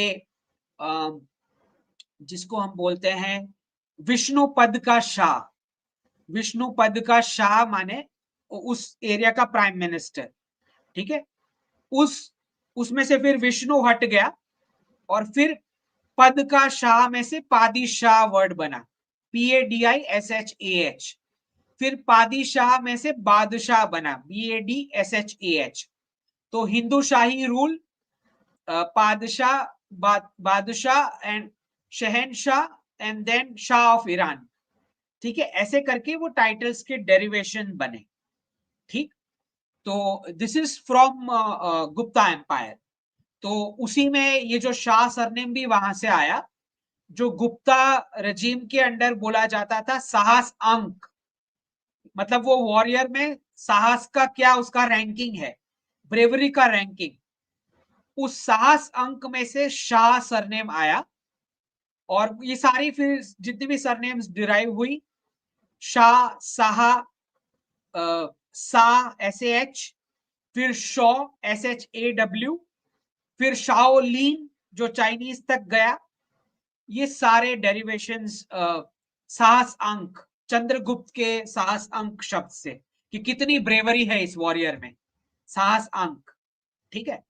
तो ये सारी बहुत हिस्ट्री है, मतलब ये कुछ, मैं पहले डिस्क्लेमर दे दूं, मैं हिस्टोरियन नहीं हूं, ये मेरे खुद के डेरिवेशंस हैं समझने के कि ये सोने की चिड़िया क्या था। वो एक्चुअली विष्णु भगवान जो अपने गरुड़ पे बैठे हैं, दैट इज विष्णु पद का शाह और ये सब, ठीक है। तो ये हिस्टोरियंस ने करना चाहिए रिसर्च, मेरा काम नहीं है, पर ये मेरे ऑब्जर्वेशंस है पर्सनल, ठीक है। हर्ष जहांगीर जी बहुत बहुत धन्यवाद। Invisible ji, post reset any restriction on buying physical gold? Restriction no. Burpi Nirma ji, should we buy stocks on each dip or next year बड़ा क्राइसिस, बड़ा डिप आएगा तब?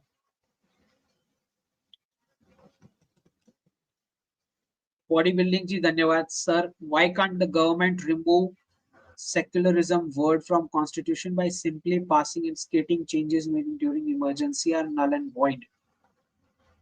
Why can't का तो प्रश्न ही नहीं है, उन्होंने करना है, लेकिन वो तो उन्होंने डेट फिक्स करके बैठे हैं ना। सब कुछ डेट वाइज होता है इस गवर्नमेंट में, जिस डेट पे हिस्ट्री की जो चीज रिवर्स करनी होगी उसी डेट पे होएगी। वो ऑलरेडी प्लान बना चुके हैं, उससे पहले नहीं होगा। आप जिनको रोना है रोते रहे, उन्होंने जो डेट पे जो रिफॉर्म करना है वो उसी डेट पे करेंगे, ओके। परेश जी धन्यवाद। It's time for dharma to become centre stage in health startups for Indians, how to structure a company on धार्मिक lines for such mission?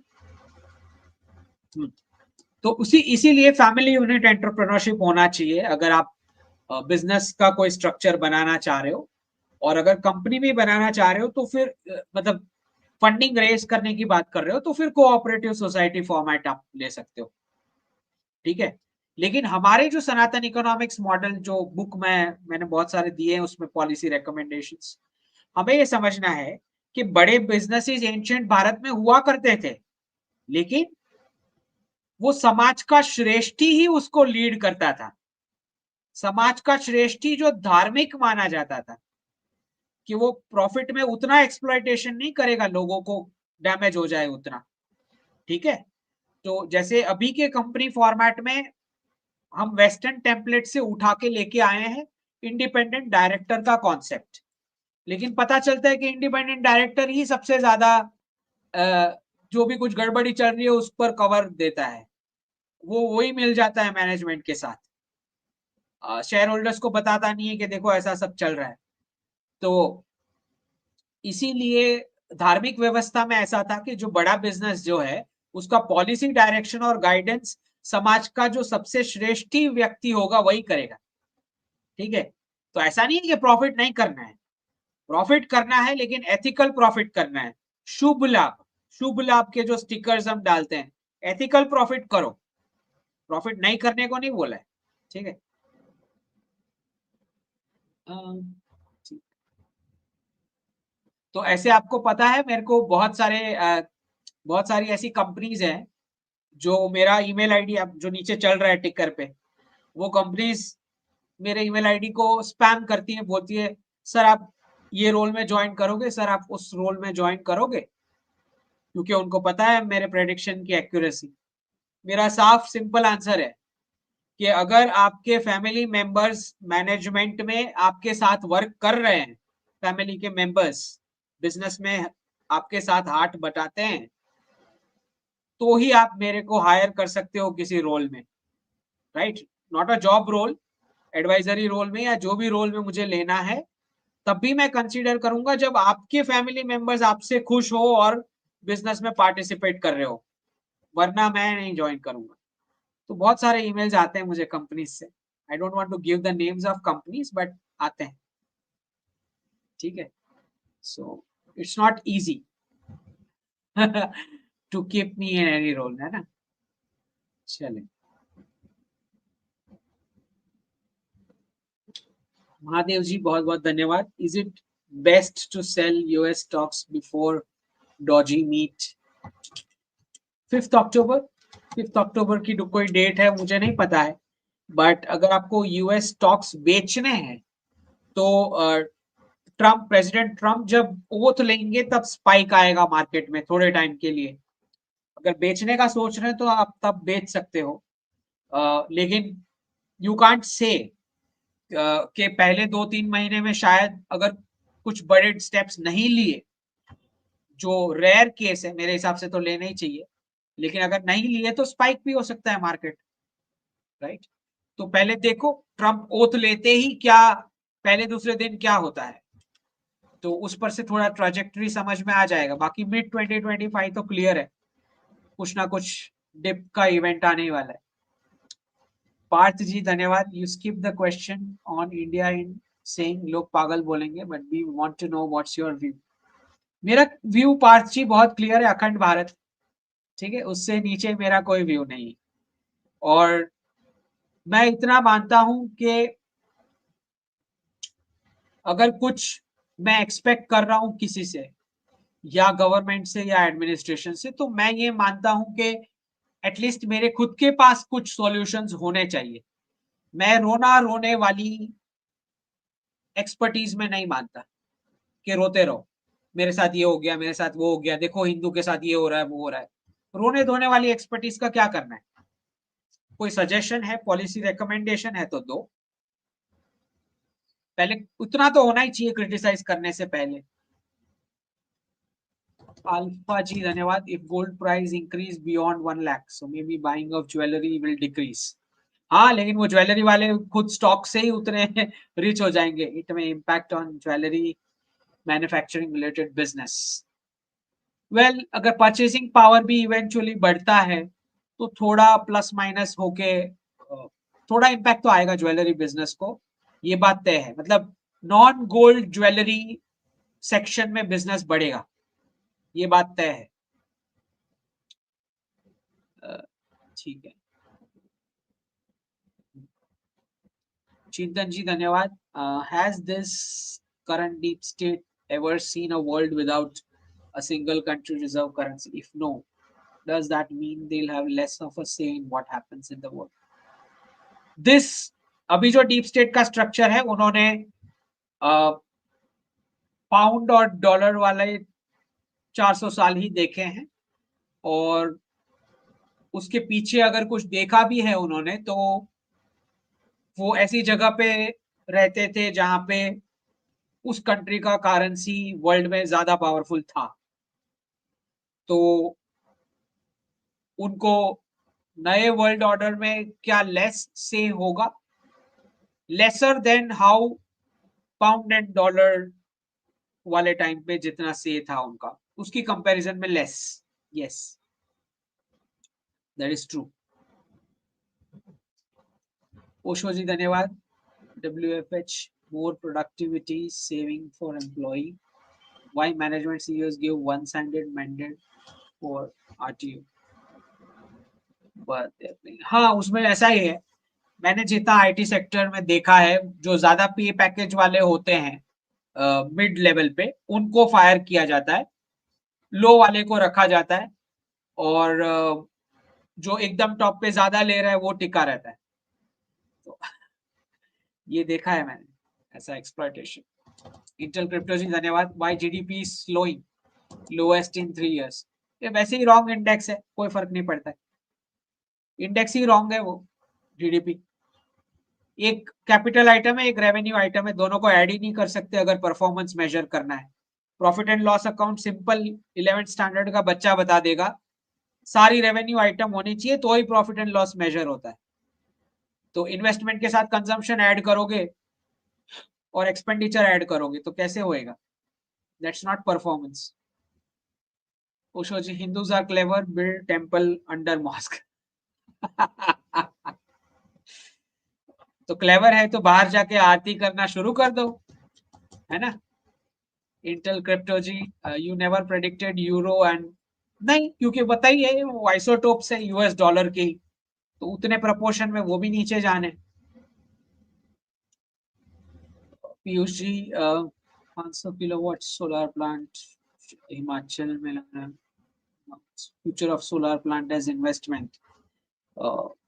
Well 10-15 years कोई प्रॉब्लम नहीं है। लॉन्ग टर्म फ्यूचर सारी कंट्रीज का nuclear ही है। Future FDI नहीं हिमाचल प्रदेश अभी तो नहीं बढ़ सकता, गिवन के जो गवर्नमेंट अभी आपके पास है। लिव एंड एक्सप्लोर जी धन्यवाद। व्हेन यू से crisis strikes, what does that mean?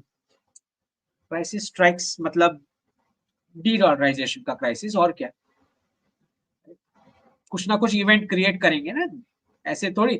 आपको लगता है वो बोलने वाले हैं कि हमारे पास जादुई प्रिंटिंग मशीन था और हम डॉलर चला रहे थे? नहीं, वो बोलने वाले हैं एआई, वो बोलेंगे क्लाइमेट चेंज, वो बोलेंगे शी जिनपिंग और पुतिन, वो अलग अलग बहाने देंगे ना। वो ऐसे थोड़ी बोलेंगे कि हम फ्री में जी रहे थे इतने साल से। Nobody is going to say that. तो कुछ क्राइसिस इवेंट खड़ा करना पड़ेगा। इंटेल क्रिप्टो जी धन्यवाद। Modi ji is ACYPL alumni, your take on this fact? Intel crypto ji, सबसे पहले एक बात समझो, मोदी जी बिल गेट्स के साथ भी बैठते हैं, बैठते हैं, बैठते हैं ना, जब मिलने आते हैं तो उनसे मिलते भी हैं।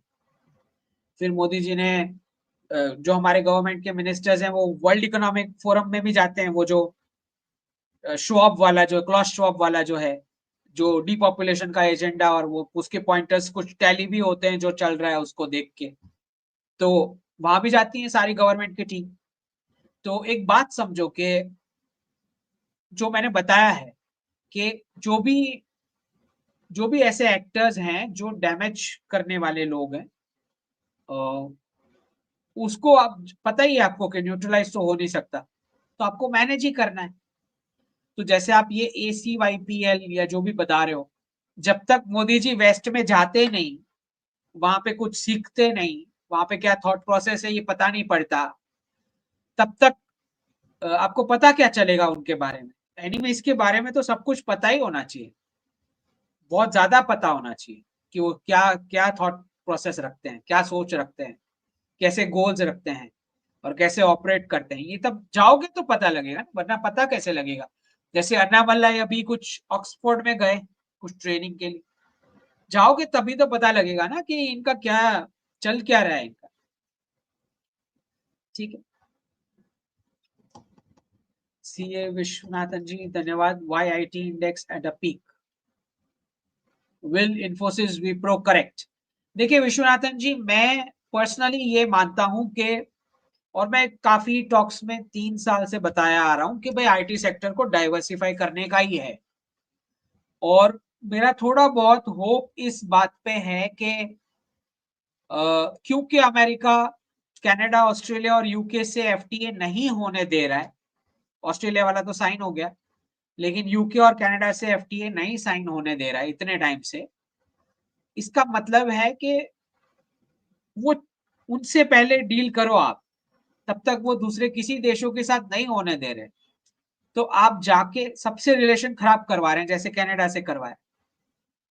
जैसे ही वो यूके के स्टारमर ने बोला कि हमको एफटीए का टॉक्स शुरू करना है, तुरंत इलॉन मस्क के फादर का स्टेटमेंट आ गया कि ये स्टारमर को जाना होगा, इसको निकालो। ठीक, इलॉन मस्क के फादर का स्टेटमेंट आया। तो एक बात समझो कि वो बोल रहे हैं कि तुम दूसरों के साथ पार्टनरशिप क्यों कर रहे हो, पहले मेरे साथ करो, ये बोल रहे हैं वो। जैसे यूके और कनाडा और ऑस्ट्रेलिया की यूनिवर्सिटीज को बर्बाद करके यूएस की यूनिवर्सिटीज पहले टाई अप करना चाह रही है, इस बात को समझो। तो मेरा ये मानना है और मेरा ये होप भी है कि अगर अमेरिका और इंडिया का फ्री ट्रेड अग्रीमेंट हो जाता है तो हमारे आईटी सेक्टर के लिए आप उसी के अंदर नेगोशिएट करके थोड़ा ऑक्सीजन 2-3 साल का ले लो हमारी कंपनीज के लिए। ये मेरा सजेशन है, होना ऐसा ही चाहिए। ठीक है, अखिल मनोहर जी धन्यवाद sir. What are the precautions as an Indian we have to take individually to go through the upcoming financial crisis? ज्यादा एंटरप्रेन्योरशिप पे फोकस करो, बच्चों की फीस पे बिल्कुल पैसे बर्बाद ना करो, और सेविंग्स वाली लाइफस्टाइल होनी चाहिए। बच्चों को ऐसे वर्क प्रोफाइल्स में ना भेजो जो वेस्टर्न क्लाइंट्स के ऊपर डिपेंडेंट हो, और सेविंग्स वाली लाइफस्टाइल जो मैंने बताया उसको चिपक के चलना है, जो विच इज व्हाट इज धर्म। ठीक है, एस जी धन्यवाद। Future of BA-LLB in English medium, देखिए कोर्स मैं बहुत बार आंसर कर चुका हूं कि कोर्स अच्छा बुरा नहीं होता, उस कोर्स के बाद आप क्या करते हो that is important. English medium आप कर तो लो, लेकिन मैं बता रहा हूँ 2030 के बाद एनएलयूज के पास नहीं है, मुझे पता है, गुजरात नेशनल लॉ यूनिवर्सिटी से मैंने PhD किया है, तो एनएलयूज के पास अभी नहीं है नेटिव लैंग्वेज में, लेकिन करना पड़ेगा उनको भी रेडी। हाँ, वो 2030 के बाद उसका ज्यादा वैल्यू नहीं होएगा English language, that is true. Drink milk 5 times a day, Bukhari ji धन्यवाद। 8 crore Hindus killed in 1,000 years. Count Hindus per hour. जी, हुआ है रेडिकलाइजेशन के चलते। वरिंदर जी धन्यवाद मेंबर बनने के लिए। दीपिका जी धन्यवाद। What benefit left deep state get by promoting LGBTQ virus? देखिए लेफ्ट नहीं करता है, लेफ्ट तो टूल किट का पार्ट है। LGBTQ, फेमिनिज्म, इंडिविजुअलिज्म, वोकिज्म, ये सब कैपिटलिस्ट करते हैं, इलीगल्स। आपको क्या लगता है बंगाल से क्रॉस करके इलीगल्स जो आते हैं, आपको लगता है वो बंगाल का डिसीजन है? बंगाल का डिसीजन नहीं है, ये मुंबई में बैठे कैपिटलिस्ट का डिसीजन है। आपको क्या लगता है कैलिफोर्निया में जो इलीगल्स आ रहे हैं या बॉर्डर्स खुलवाए हैं, वो कैलिफोर्निया के टॉप बिजनेसमैन करवा रहे हैं, वो लेफ्ट वाले नहीं। लेफ्ट वाले तो टूल किट है। एक बात समझो कि कोई बिजनेसमैन ऐसा करना क्यों चाहेगा। अच्छा, कैलिफोर्निया में मुझे बताओ, एप्पल के स्टोर्स है वहां चोरी हो रही है, और फिर वही एप्पल और बड़ी बड़ी ब्रांड्स अपने ही यूनिट पे चोरी करवा रही है, लूटफाट करवा रही है, और स्टेट को सपोर्ट करती है ऐसी LGBTQ, वोकिस्ट और इलीगल वाली पॉलिसीज के लिए। ऐसा क्यों करते हैं कैपिटलिस्ट? ऐसा इसलिए करते हैं ताकि जितने ज्यादा इलीगल्स कंट्री में घुसेंगे, उतना लेबर लेवल वाला जो जॉब है उसका सैलरी नीचे जाएगा। ठीक है, जितना लेबर लेवल वाले जॉब का सैलरी नीचे जाता है और गवर्नमेंट का कॉस्ट बढ़ता है, वो लेबर को, वो इलीगल को वाटर, इलेक्ट्रिसिटी, घर, ये सब देने में, वो पूरा बर्डन उस मिडिल क्लास पे आता है जो ये कंपनीज में जॉब करने के लिए जाते हैं। ठीक है, तो ऑटोमेटिक उनका बार्गेनिंग पावर कम हो जाता है इस कॉस्ट के बर्डन के चलते, और क्योंकि लेबर वाले लेवल में इतने सारे आ चुके हैं कंपटीशन के लिए, तो वो खुद तो लेबर वाला अब कर नहीं पाएंगे उतनी लो सैलरी पे, तो उनको डेस्क जॉब करना पड़ेगा मिडिल क्लास को। डेस्क जॉब यही कंपनीज देती है, तो बार्गेनिंग पावर कम हो जाएगी, सप्लाई ज्यादा होगी तो इंटरव्यू देने के लिए। इसीलिए कैपिटलिस्ट बिजनेसमैन खुद ही पैसे देते हैं बॉर्डर खोलने के लिए, इलीगल्स के लिए। ये डिसीजन पॉलिटिशियंस का नहीं, ये कैपिटलिस्ट का decision.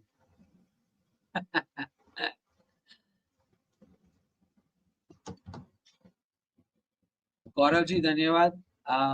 How would Bharat be benefited by giving UPI to more than 30 countries? Payment का प्लेटफॉर्म बन गया वो। सो अल्टीमेटली जैसे जैसे सारे पेमेंट के मैकेनिज्म में शिफ्ट हो जाएंगे, तो फिर वो स्विफ्ट का कुछ रोल ही नहीं रहेगा, स्विफ्ट पेमेंट मैकेनिज्म का। लेकिन उसके लिए अच्छी खासी कंट्रीज पहले इस पर शिफ्ट होनी चाहिए, नए प्लेटफॉर्म्स पे, चाहे वो यूपीआई हो या कोई और हो। रवि जी धन्यवाद। Please write a book on economics. चल रहा है Sanatan economics modelling, aware them about economics. जी, वो हिंदी में भी आएगा। कृषि धन्यवाद सर के अदानी पोर्ट्स अच्छा है अगले 10 साल के। लॉजिस्टिक सेक्टर अच्छा है और उसमें ये one of the top companies है। सनातन जी धन्यवाद। Why is Ayurveda not promoted on a war footing? Promote हो रहा है। Why the tie shoes blazers not banned by काले अंग्रेज? नहीं, क्योंकि वो खुद ही पहन रहे हैं, उनको पता ही नहीं है कि डीकोलोनाइजेशन करना है, उन्हें खुद भी पता ही नहीं है कि करने का है।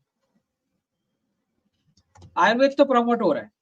अभिनव जी धन्यवाद। Is it okay to buy gold and silver at current rates? हाँ, for medium and long term. We can't be a great nation if we forget our heroes like Kulbhushan Yadav, who is rotting in. सबसे पहले तो Kulbhushan Yadav is not rotting in Pakistan jail. Pakistan के prime minister से ज्यादा अच्छी treatment उसको मिलती है, और सिक्योरिटी भी उसकी अच्छी होगी। पाकिस्तान प्राइम मिनिस्टर से ज्यादा, कहीं ज्यादा सेफ है वो। We should learn from Israelis, और वो उसको भूला दिया नहीं गया है, वो भी आएगा। ठीक है, होपफुली पीओजे के साथ ही आ जाए तो अच्छा है। करण जी धन्यवाद। Future of Walmart tech employees operating from India. Well, मुझे नहीं लगता इतना रिस्क होना चाहिए, लेकिन प्रेसिडेंट ट्रंप का कुछ पता नहीं बीच में क्या क्या करे। बीच में अगर चला भी जाता है तो वो वापस आएगा वॉलमार्ट। बीच में पता नहीं, वो बार्गेनिंग करने के लिए कुछ भी करते हैं शॉर्ट टर्म में। Opinion on buying flat for giving on rent in Kolkata? Kolkata से अच्छा कोई और स्टेट का सिटी सिलेक्ट कर लो। आकाश जी धन्यवाद। Did DS hypnotise BSF to let कांगलूज in? नहीं नहीं, हिप्नोटाइज ये सब कुछ नहीं होता आकाश जी। टू लेट कांगलूज इन, नहीं, I don't think so. Mayank ji sir, आजकल के बच्चे इंग्लिश एक्सेंट में मदर लैंग्वेज को बोलना नहीं चाहते, इंडियन लैंग्वेज का। देखो, जो पेरेंट्स फ्यूचर बनाना चाहते हैं वैसे बच्चे होंगे। ग्रूमिंग तो पेरेंट्स कर रहे हैं ना, तो पेरेंटिंग का प्रॉब्लम है, ये बच्चों का प्रॉब्लम नहीं। बच्चों का प्रॉब्लम मत निकालो, पेरेंट ही ऐसे हैं। अब पेरेंट खुद 5 घंटे मोबाइल लेके बैठते हैं, फिर बच्चों को बोलते हैं मोबाइल मत लो हाथ में। ऐसे नहीं होता है, ठीक है ना? पेरेंटिंग की गड़बड़ी है। स्कूल्स इंडियन लैंग्वेज प्रमोट क्यों नहीं कर रहे हैं? क्योंकि जब तक वर्किंग ऑफिसेज में ऑपरेटिंग सिस्टम्स और प्राइमरी कम्युनिकेशन लैंग्वेज चेंज नहीं हो जाती, तब तक स्कूल्स में रिफ्लेक्ट नहीं होगा ये। गवर्नमेंट करवाना चाह रही है, they are working on it. Sumit ji धन्यवाद। I have to close it fast. 2 घंटे हो ही जाते हैं, कैसे हो जाते हैं पता नहीं। UN is supporting future of India looks bleak. UN को कौन पूछता है? हरीश जी धन्यवाद। 1.7 के, ओनली 800 लाइक्स। हाँ भाई, please please press the like button और सब्सक्राइबर्स बढ़ाने की कोशिश करें, जितने लोग अवेयर होंगे उतना ज्यादा जरूरी है। ओके, धन्यवाद हरीश जी। पार्था जी धन्यवाद। Some are still dumbfounded on how GOI is allowing Chinese battery and why these cars are so advanced. नहीं, चाइना के साथ तो बढ़ते ही जाने वाला है रिलेशन। जिनको पेट में दिक्कत है वो दवाई ले लें, ठीक है। कृष जी धन्यवाद। Vijay has formed his party in Tamil Nadu. How BJP will win now? ठीक है, वो तो कुछ ना कुछ पॉलिटिक्स कर ही लेंगे। दिस इज, जितनी ज्यादा पार्टीज है उतना बेनिफिट है बीजेपी को। Useless ji, doctor what about iron steel retail business? Iron steel retail business, construction जहां बढ़ने वाला होता है वहां कोई प्रॉब्लम नहीं होती। शाश्वत सिंह जी धन्यवाद। Sir, can Bharat reclaim back? Can नहीं, करने का ही है। Take back Kailash, it will take time. Do you think Tibet will ever become independent owing to crashing population of China? पूरा इंडिपेंडेंस तो नहीं दिख रहा है, लेकिन थोड़ा बहुत ऑटोनॉमी बार्गेन कर सकता है, possible. Depends on how much Bharat grows. Akashi videos of BLA Shia Sunni KPK all fake, stable Pakistan. Well, वो तो पाकिस्तान का मॉडल ही है मैनेजमेंट बाय क्राइसिस। उसका जीवन ही क्राइसिस है। तो वीडियोस का तो पता नहीं मुझे, आप जो बोल रहे हो फेक है या नहीं है, दैट आई डोंट नो। लेकिन इतना मैं बता रहा हूँ कि वेंटिलेटर पे है इकोनॉमी, हमेशा से रही है। ऐसा नहीं है कि अभी कोई स्पेशल है कुछ, बट वैसे ही चल रहा है उनका। सुदर्शन जी धन्यवाद। एक बात कभी ना भूले, पाकिस्तान की जो ज्योग्राफी है वहीं पे इंडस वैली सिविलाइजेशन वहां पे ग्रो हुआ था, तो उस जमीन में बहुत ताकत है शॉक्स लेने की, ठीक है। भले ही ये लोग ऊपर से कन्वर्ट हो चुके हैं। सुदर्शन जी धन्यवाद। Was any Indian royal family part of the deep state? Part of the deep state, no. Part of the tool kits, yes. Aviral ji धन्यवाद। Got my first job, everyone is happy except. अभी 1-2 साल और करोगे ना, फिर आपको पता लगेगा। अच्छा, बच्चे जो होते हैं वो आर्ग्यूमेंट लेके आते हैं, सर मैं पहले 3 साल जॉब कर लूं, उसके बाद मैं खुद अपना बिजनेस स्टार्ट करूं। सारे के सारे बच्चे ये पता नहीं कहां से ये लेके आए हैं, किसने इनको ये सिखा दिया है। सर मैं 3 साल, खाली 3 साल जॉब कर लूंगा, फिर मैं खुद अपना स्टार्ट करने वाला हूँ। फिर मैं उनको बताता हूँ 22 को तेरा कंप्लीट हो रहा है, प्लस 3 साल 25, 25 में कोई जीरो इनकम कैसे जा सकता है? How do you go to zero income at the age of 25? How is it possible? फिर मैं उसको बताता हूँ भाई 3 साल तू पैकेज लेगा, तू ऑलरेडी तू बिगड़ चुका है EMI लेके, ठीक है। एसी कुर्सी में बैठता है एसी चालू करके डेस्क पे, तो जो मेहनत अपना बिजनेस बिल्ड करने की जो तेरे से 22 की एज में नहीं हो रहा है, वो तू बोल रहा है तू 26 में स्टार्ट करेगा। I don't believe it. 26 में स्टार्ट करेगा तो तेरा ब्रेक इवन पॉइंट 28, 29, 30 के आसपास आएगा। तो फिर लड़की वालों को क्या बोलने का है, मैं जीरो इनकम में हूं? How do you explain? तो मैंने किसी को नहीं देखा है कि 3 साल जॉब करने के बाद खुद का स्टार्ट किया हो जीरो से, आज तक तो नहीं देखा। लेकिन सारे बच्चों के पास यही आंसर है। दूसरा बोलते हैं कि सर मैं जॉब में से एक्सपोजर ले लूं, फिर मैं बिजनेस स्टार्ट करता हूं। जॉब में तो एक डिपार्टमेंट के अंदर, एक प्रोसेस के अंदर, उस प्रोसेस का 2% वाले भाग में आपको बिठा के डेली वही काम करना है आपने, पूरा 2-3 साल। तो उस डिपार्टमेंट का उस प्रोसेस, वो प्रोसेस भी नहीं पता तुम्हें 3 साल तक, तो कि पूरा प्रोसेस क्या है। डिपार्टमेंट के बाहर का तो भूल जाओ, डिपार्टमेंट के उस प्रोसेस का 2% तुमसे करवा रहे हैं, और वो रिपीट करवा रहे हैं रोज। मतलब तुम जितने बेवकूफ रहोगे उतना better, that is the policy. तो तुम बिजनेस कहां से करोगे? ये आर्ग्यूमेंट आता है कि सर मैं जॉब में से एक्सपोजर ले लूं फिर मैं स्टार्ट करूंगा। जॉब में से कुछ भी एक्सपोजर नहीं मिलना है, बिजनेस का तो नहीं मिलना है, मैं लिख के दे देता हूँ आपको। हरी जी धन्यवाद मेंबर बनने के लिए। शाश्वत सिंह जी धन्यवाद। Sir if Pakistan breaks up what will happen to Gilgit Baltistan? हम ही लेंगे ब्रेक्स अप, पहले वो ब्रेकअप थोड़ी होगा, पहले हम गिलगिट बाल्टिस्तान लेंगे फिर वो ब्रेकअप होगा। Will China try to claim it as it has abundant freshwater reserves? नहीं, चाइना का सॉल्यूशन हो चुका है, 2022 में हो चुका है। कृष्ण जी धन्यवाद। Sir you predicted one dip this year and two dips, gold silver prices go up during this dips? Depends, उसमें दूसरे फैक्टर्स भी है।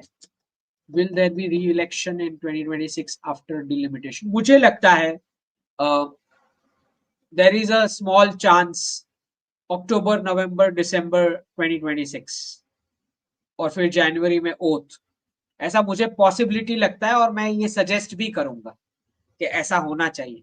होता है नहीं होता है वी डोंट नो। आकाश जी धन्यवाद। चाइना गेव अप सक्षम वैली, बांग्लादेश ना संभले चले पियो? आकाश जी आप बहुत ही नेगेटिव, क्योंकि बहुत सारा सोशल मीडिया आप देखते होंगे राइट विंग वाला जो बेचारे रोते रहते हैं, तो आप ऐसा सब नेगेटिव ही सोचोगे, ठीक है। पवन जी धन्यवाद। करण जी धन्यवाद। Since US is dedollarising bitcoin crypto जो भी बोलो, Asia is dedollarising with gold, will bitcoin be pegged to gold eventually? उसको रेगुलेट करके डिजिटल डॉलर में कन्वर्ट करके फिर पेगिंग का क्या फॉर्मूला आता है डिपेंड्स ऑन दैट। सब पेगिंग करने वाले हैं तो वो लोग भी कर लेंगे, कुछ ना कुछ तो बनाना ही पड़ेगा, किसी चीज से तो करना ही पड़ेगा। अगर डिजिटल करेंसी, क्योंकि डिजिटल करेंसी में सारे जा रहे हैं, ये तो तय है। कार्तिक जी धन्यवाद। When December dip comes will gold price rise? Ideally it should, अगर कोई दूसरा फैक्टर इंपैक्ट नहीं करता है तो। Will Trump oath cause fall of gold price? Possible, tiny, tiny is possible. Shashank ji धन्यवाद। Satyam ji best time to buy house in NCR now और in 5-10 years? 2029 तक रुक जाए, ठीक है।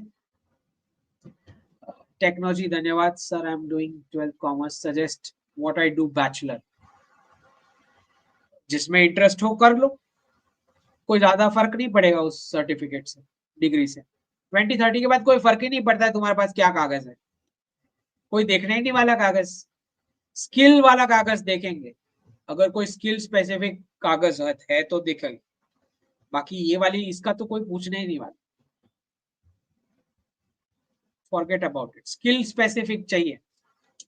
शाशंक जी धन्यवाद। From where have you read women were richest business? Read क्या करना है, क्योंकि सारे, मुझे एक ब्रांड का नाम बता दो एंशिएंट भारत की, कोई ब्रांड का नाम याद आता है आपको? कोई बुक में कोई ब्रांड का नाम लिखा है? 27% अगर 1800 सालों से वर्ल्ड जीडीपी को तुम अकेले दे रहे हो एवरेज, फिर भी एक भी ब्रांड का नाम नहीं पता, मतलब सारी फैमिलीज रिच थी। और क्योंकि कोई भी सेक्टर जॉब मॉडल तो था ही नहीं, जॉब मॉडल, जॉब को तो सबसे लोएस्ट माना जाता था, तो बहुत क्लियर है कि फैमिलीज ही चला रही थी बिजनेस। इसमें समझना क्या है, क्या प्रूफ की जरूरत है, right. I also want to, हाँ वो तो कोई लिखा ही नहीं, जब कोई बताएगा तो कि भाई 27% वर्ल्ड जीडीपी 1800 सालों तक दे रहे हैं, फिर भी एक भी कंपनी या ब्रांड का नाम नहीं पता, कोई रिकॉर्ड नहीं है किसी किसी एक बड़ी इंडस्ट्री के ब्रांड्स का, तो इतने रिच थे तो कैसे थे? फैमिली लेड बिजनेसेस थे, बहुत क्लियर है, इससे ज्यादा क्या क्लैरिटी चाहिए। और क्योंकि तब तो सारे कोर सेक्टर्स थे, सर्विसेज सेक्टर तो था ही नहीं, सारे के सारे कोर सेक्टर्स थे, agriculture, farming, spices, textile, cottage industry, सब ऐसे ही था, customise products family wise, women were leading it. Rajnish ji धन्यवाद। Nishant ji, can China announce more stimulus? Possible, क्योंकि उन्होंने स्टॉक्स जो कंज्यूम करवाना है, क्योंकि और डीकपलिंग अब हार्श होने वाला है। ओके, शिवाराम राजू जी धन्यवाद मेंबर बनने के लिए। डॉक्टर चक्रवर्ती जी धन्यवाद, all the best for the channel. All the best तो ठीक है, लेकिन we need more people to view, so that ये जो फेक न्यूज चल रहा है उसको काउंटर करने के लिए। Shouldn't our government do a bit more to protect interest of persecuted Hindus of Bangladesh? मुझे लगता है कुछ ऑफिशियल स्टेटमेंट पार्लियामेंट में आने वाला है, और इनडायरेक्ट एक्शंस तो सारे और भी लिए जाएंगे। तो अभी चल रहा है इनडायरेक्ट वाला, जब डायरेक्ट की जरूरत पड़ेगी तो वो भी हो जाएगा। मिलिट्री, देखिए मिलिट्री एक्शन का ऑप्शन हमेशा टेबल पे होना ही चाहिए, you should always be ready. इस्तेमाल कब क्या करना है, दैट इज मिलिट्री स्ट्रेटेजी, तो that is not something for you and me to discuss. Akashi, I would rather be USA for 20 years than watery weed issue. हाँ, तो हमें कौन से एनआरआईज इधर चाहिए, आप रहो वहां पे, कौन बुला रहा है, कोई नहीं बुला रहा है। संदीप जी धन्यवाद। $1000 trillion derivative market will shift to crypto. There will be no significant bear market in Bitcoin for the next 50 years. Sandeep ji, सबसे पहले ये समझना है कि बिटकॉइन का कॉन्सेप्ट डिसेंट्रलाइजेशन वाला है, जो पॉलिटिशियंस और कंपनीज को चल ही नहीं सकता। पॉलिटिशियंस को स्कीम्स डिक्लेयर करनी होती है इलेक्शंस में, और कंपनीज को लो इंटरेस्ट रेट पे लोन्स चाहिए होती है बिजनेस चलाने के लिए। दोनों को सेंट्रल बैंकिंग के बिना चल ही नहीं सकता है, तो कोई हिसाब से डिसेंट्रलाइज्ड करेंसी नहीं चल सकती।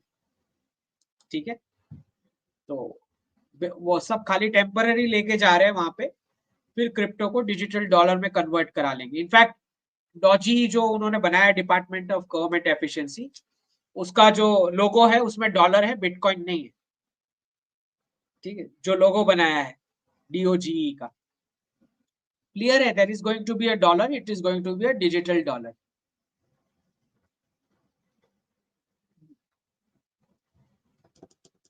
अंकित ji, would you consider to visit if Rashtrabadi organs invites you to Agartala, Tripura? Sure, आप नीचे के ईमेल आईडी पे इनवाइट और टेंटेटिव डेट्स भेज सकते हो। अभी के लिए तो आई थिंक मार्च तक का सारा डेट्स मेरा बुक्ड होगा, but if there is a lecture और समथिंग फॉर वन डे और समथिंग, तो मैं वो फिट कर सकता हूँ एडजस्ट करके। तो आप नीचे जो ईमेल आईडी दिया है वहां पे इनवाइट भेज सकते हो स्पीच के लिए। ठीक है, ज्यादा से ज्यादा लोगों को हमें अवेयर करना है। राज जी धन्यवाद। काका राइट्स धन्यवाद। ठीक है, राज जी क्वेश्चन पूछ रहे हैं, do you see NRIs mass remigration to India? Mass remigration no, बूढ़े लोग आ जाएंगे जल्दी in the future due to increased hostility against Indians. बड़ी क्वांटिटी में नहीं आएंगे, लेकिन अच्छी खासी क्वांटिटी में आएंगे। ओके, उल्लास जी धन्यवाद। My 13-year-old spends a lot of time in animation creating videos. जी बिल्कुल, इनफैक्ट धार्मिक कंटेंट की तो जरूरत है, चाहे वो गेमिंग हो, एनिमेशन हो, बिल्कुल इसका फ्यूचर है। इनफैक्ट पढ़ाई की बहुत सारे स्किल्स का गेमिंग के जरिए भी सिखाया जा सकता है। प्रथमेश जी धन्यवाद। Sir, I missed, why do you think LS election in 2027? Why do I think it should be in 2027? क्योंकि एक और टर्म मोदी जी ने लेना है, ऐसा मुझे लगता है, पूरा 5 साल, और वो फुल मेजोरिटी वाला चाहिए, मतलब ऐसा 240 सीट्स वाला नहीं। ओके, भारतेश जी धन्यवाद। FTA deal between, will it happen eventually after US wants it to happen? SSB जी धन्यवाद, आकाश गौर जी धन्यवाद। Ancestors have zero rate of divorce, agreed, but they were having 2-3 wives. Your view? Akash ji, there were warrior communities और royal families जो polygamy follow करती थी, क्योंकि royal families और warrior communities को ऐसा होता है कि in the times of crisis fast human replacement होना चाहिए, तो उनके बर्थ रेट भी ज्यादा होते और पॉलीगैमी भी फॉलो करते थे। Explain gold versus dollar ratio historically and its link to de-dollarization. Next time ले लेंगे आकाश जी, 2 घंटा हो गया ऊपर, भगाना पड़ेगा। वैशाख जी, ये वीडियो गेम वाला स्टोरी कुछ और ही होगा, ऐसे कोई नहीं बोल सकता वाइफ को कि तुम जॉब करो मैं वीडियो गेम खेलूंगा करके। नहीं, ऐसे नए लेटेस्ट निकले हैं पीसेस मार्केट में जो बोल रहे हैं, फेमिनिज्म की तरह बोल रहे हैं कि मैं क्यों इतना सारा काम करूं, मैं क्यों बिल्स भरूं।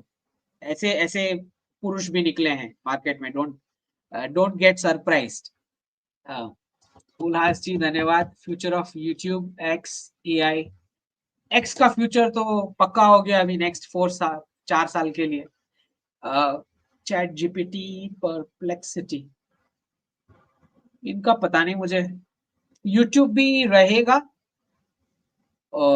ओनरशिप में कुछ चेंजेस हो सकते हैं यूट्यूब के। एम स्टूडियोज जी धन्यवाद, संबुदा जी धन्यवाद। Need to clear our misconceptions as many take advantage of zero knowledge and mandir ecosystem. जी बिल्कुल, वही हम इस चैनल के जरिए कोशिश कर रहे हैं। तो अभी भी देखो जितने व्यूवर्स हैं उतने सब्सक्राइबर्स नहीं है, सब्सक्राइबर्स कम है, व्यूज ज्यादा है, मतलब सब्सक्राइब नहीं हो रहा है चैनल। सो दैट शोज के कोई एफर्ट नहीं डाल रहा है मेंबरशिप बढ़ाने के लिए। तो ऑस्टिन जी धन्यवाद। Putin ideologue Dugin praised Modi for working towards restoring traditions. जी बिल्कुल, Alexander Dugin ji, I know, correct position है।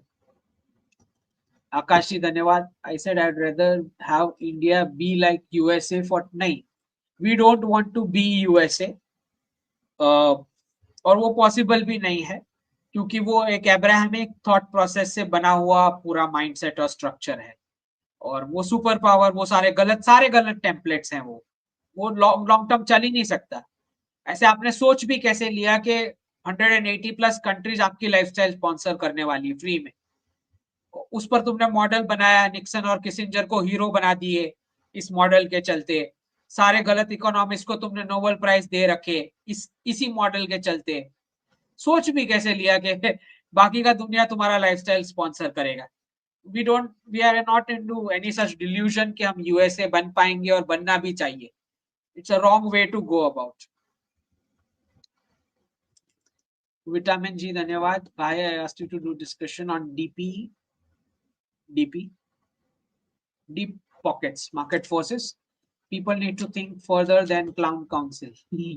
When will gold prices start to be dictated by gift? Silver का मुझे पहले लग रहा है, लेकिन ये तो तय है कि गिफ्ट सिटी और शंघाई और मॉस्को, ये 3 गोल्ड और सिल्वर का तय करेंगे। ठीक है, ये अभी डिस्कशन नहीं हो सकता, मार्केट फोर्सेस वाला भी हम लेंगे, शॉर्ट में लेंगे, जितना मैं बताना चाहता हूं उतना। ठीक है, तो that's all for the day. नीचे जो इंस्टाग्राम का हैंडल है वो फॉलो करना है, और चैनल को सब्सक्राइब करना है। ठीक है, जय हिंद और जय जिनेंद्र।